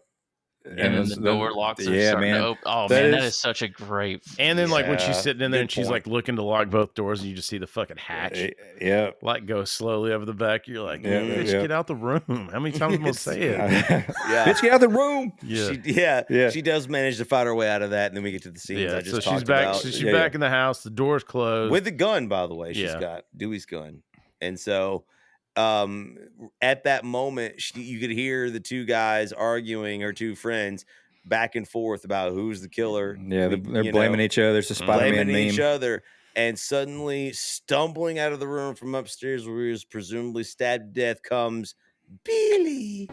Gotta get help. No, he's out there. No, give me the gun. Give me the gun. It's okay. It's okay. He's like, give me the gun, and of course, willingly, she does. Yeah, And then this is where the twist happens. yeah. What a twist! Yeah, he opens the door and Randy's there. So he comes in and he's like, "It's Stu, man. He's going crazy." And then He's gone mad. We all go a little mad sometimes. No, Billy! Yep. I do like that they Anthony clue Perkins, they Psycho. clue the audience in on that one too, in case you didn't pick it up. Like, yeah. Which But- in Psycho, it's actually not that. It's not a very scary line. He's talking to Marion, and he's like, We all go a little mad sometimes. you know, like it's. But the way that he delivers it in this film is that just holds the gun out, perfect. fucking So drops good. Federline from the Cleveland show. Yeah, he shoots Randy Yeah. in the arm. Like, you clearly see like the bullet hole, it hits him. Mhm. So it's like it's a classic movie. It's like if you're not shot in the head or the Right. chest, like you're pretty much, he's not dead. But he's just like, oh shit, and he gets blown back. And now we realize Billy is indeed And honestly, The killer. I didn't like Billy as a character all through the movie until this point. Mm-hmm. And then he becomes the coolest motherfucker alive. Yeah, dude. Yeah. From this point on, like he and Stu, Right. So all right, so she realizes he's a killer. She starts to run and runs like straight into Stu. Please.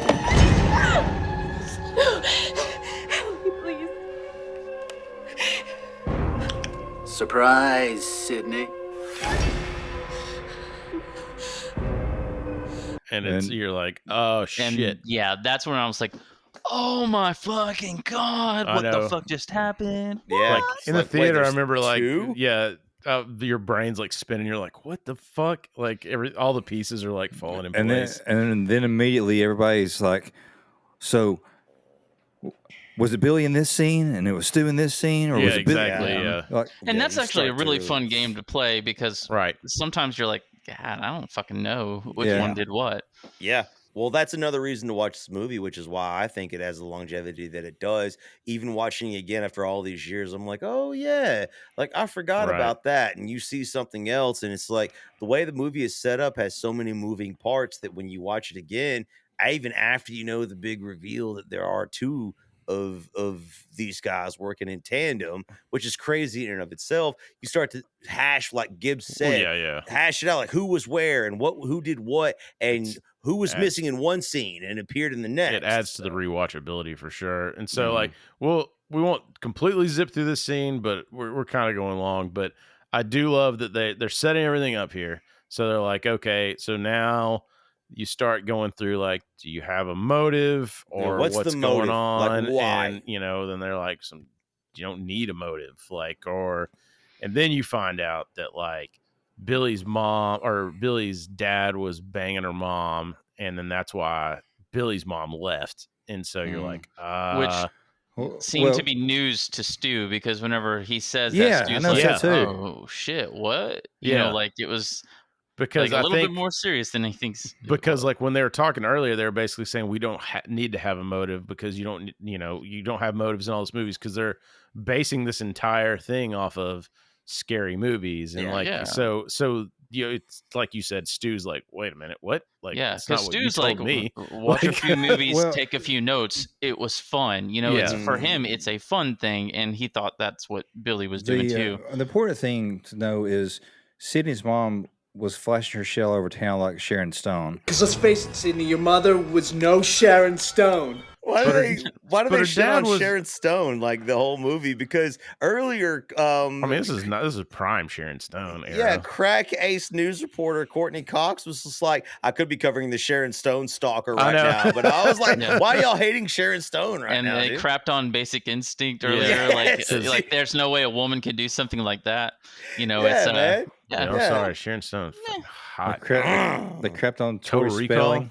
dude. Yeah, Yeah, they they did crap on Tori Spelling. That was But pretty to funny. be fair, she deserves it. Yeah, agreed. So you find all that out, then they're like, Yeah, you're gonna love this one. It's a scream, baby. Hold on a sec. I'll be right back. with another plot twist, they go pull Sydney's dad out. So they lay it out that, hey man, we're going to kill everybody and we're going to get away scot-free. And she's like, how are you going to do that? Because the killer tried to kill us too.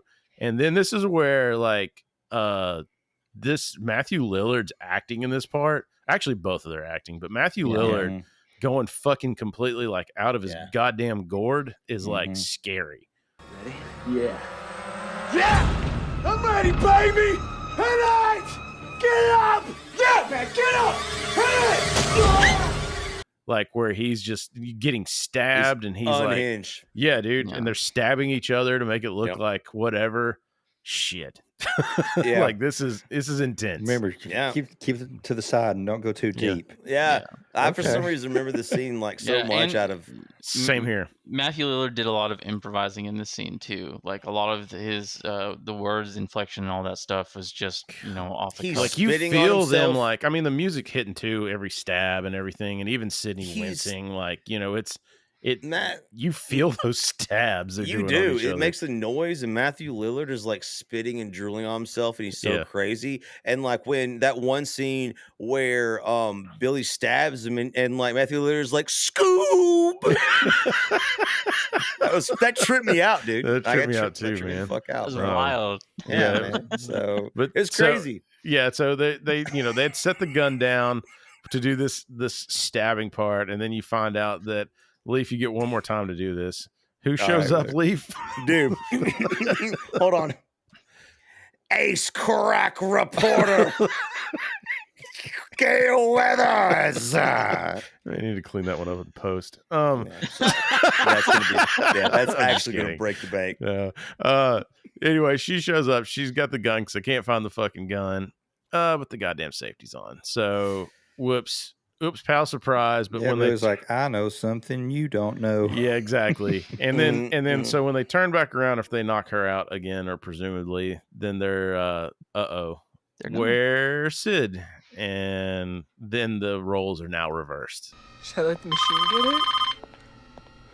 get it? Are you alone in the house? And Suddenly, a woman Yeah. can evidently be And a killer. I like the interplay with the Halloween themes from like John Carpenter's Halloween themes from Halloween actually being part of the scene, and the sound effects of hearing them Michael Myers like banging through the closet, and so he thinks that she's in the freaking closet and all it's, that. It's I like how like she calls them on the phone, right? Yeah. With the voice thing. And it's funny to me that Billy gets so goddamn mad all of a sudden. Yeah. That he's mad at her when he's been trying to kill her the whole I know. time. He's like, hey, you know what? On the other end of this isn't that much fun. Is this what I've been doing to people? Oh, I'm a monster. I belong here. But so she ends up getting the best of him back and forth. Shoots, kills him, and I guess like. Stu like fall into the TV or something. They fight each other.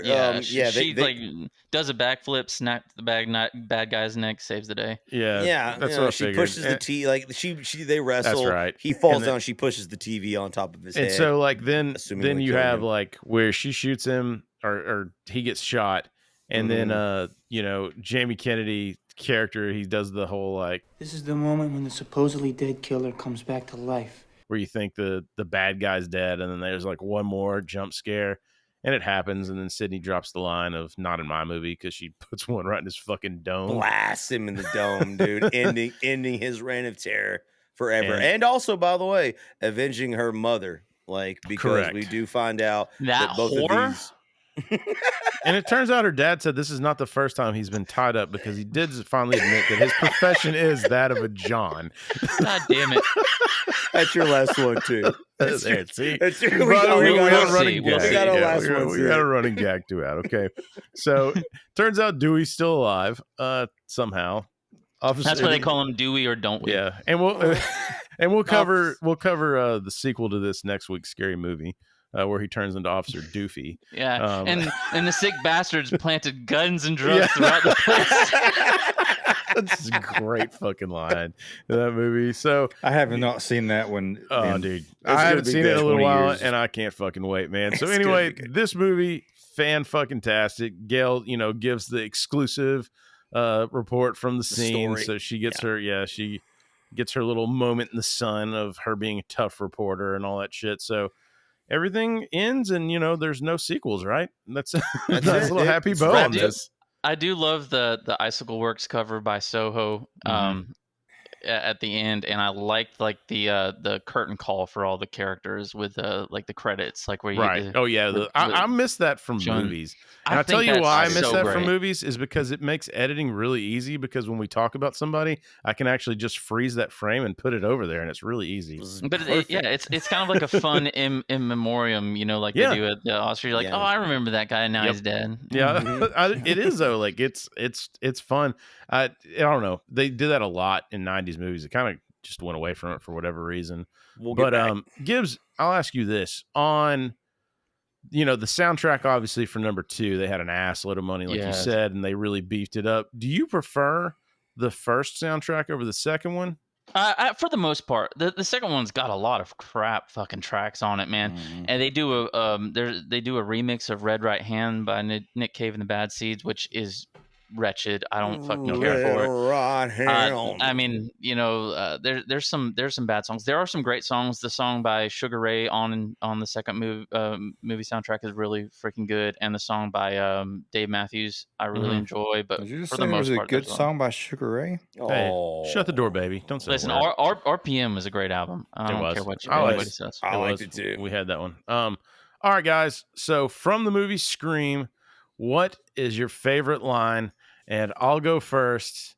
And it's when Stu has been stabbed a few times and he goes, I'm feeling woozy here. It's a great delivery. Love that fucking that one stuck in my head for years without even watching that movie again. Just that delivery. Leaf, what do you got, man? What's your favorite line? You know what I'm gonna do, man. You know what I'm gonna do. We gotta do it. Somebody's gonna do it. I'm taking the bullet, baby. Do you like scary movies, Sydney? There it is, baby. Hit that one, man. Also, why can't all of you guys make that sound really fucking cool, and I'm just like, oi! Oi, cunt! Yeah, dude. Also, I like, dude. Okay, I practice it a lot back in the day. I've done the thing. Now let me give you like one of my other favorite. This last watch through just floored me. Was when Courtney Cox's character is yelling at Kenny, the cameraman, and she was like, "Bring the camera, Jesus Christ!" And in the background, you hear Kenny go, "My name isn't Jesus." Shout out Kenny, sponsor our podcast. So funny, dude. Shadwick, what do you got, man? I'm going to go with corn syrup. Same stuff they use for pig's blood in Carrie. Nice. I like it. Gibbs, bring us home, man. Favorite one. Now, Sid, don't you blame the movies. Movies don't create psychos. Movies make psychos more creative. I had that. Let me try to do it in a really cool voice. All right, yeah. No, Sid. We're just gonna put the clip movies over don't you create anyway. psychos. Movies make psychos more creative. So I had that one, and I had the I'm feeling a little woozy. Yeah. Hit me with the phone, you dick. Yeah. Did you really tell my parents? They're gonna be so mad. So mad. I would like to say also the whole cheerleader bit where she's doing Good the rap. Baby She's a Slut. Yeah. I'm 25. I was 24 for a whole I year. know, for a whole year. We started Yeah. watching it. It's such a cheesy line. So And bad. we also talked about the there's always some stupid bullshit reason to kill your girlfriend. Yeah. Yeah. Dude, Shadwick was watching that cheerleader talk in the mirror, and he's like, I'm hot. I'm hot now. I can get a rat to gnaw that thing off her face, though. She's like, I'm hot. You gave this. So, guys, with that, we'll go ahead and take it over to our Norm Macdonald clip of the week. Former Wilson Phillips member Carney Wilson's new talk show kicked off this month. According to Carney, her show will be different from the others in that guests will be treated with respect and dignity. And then she will eat them.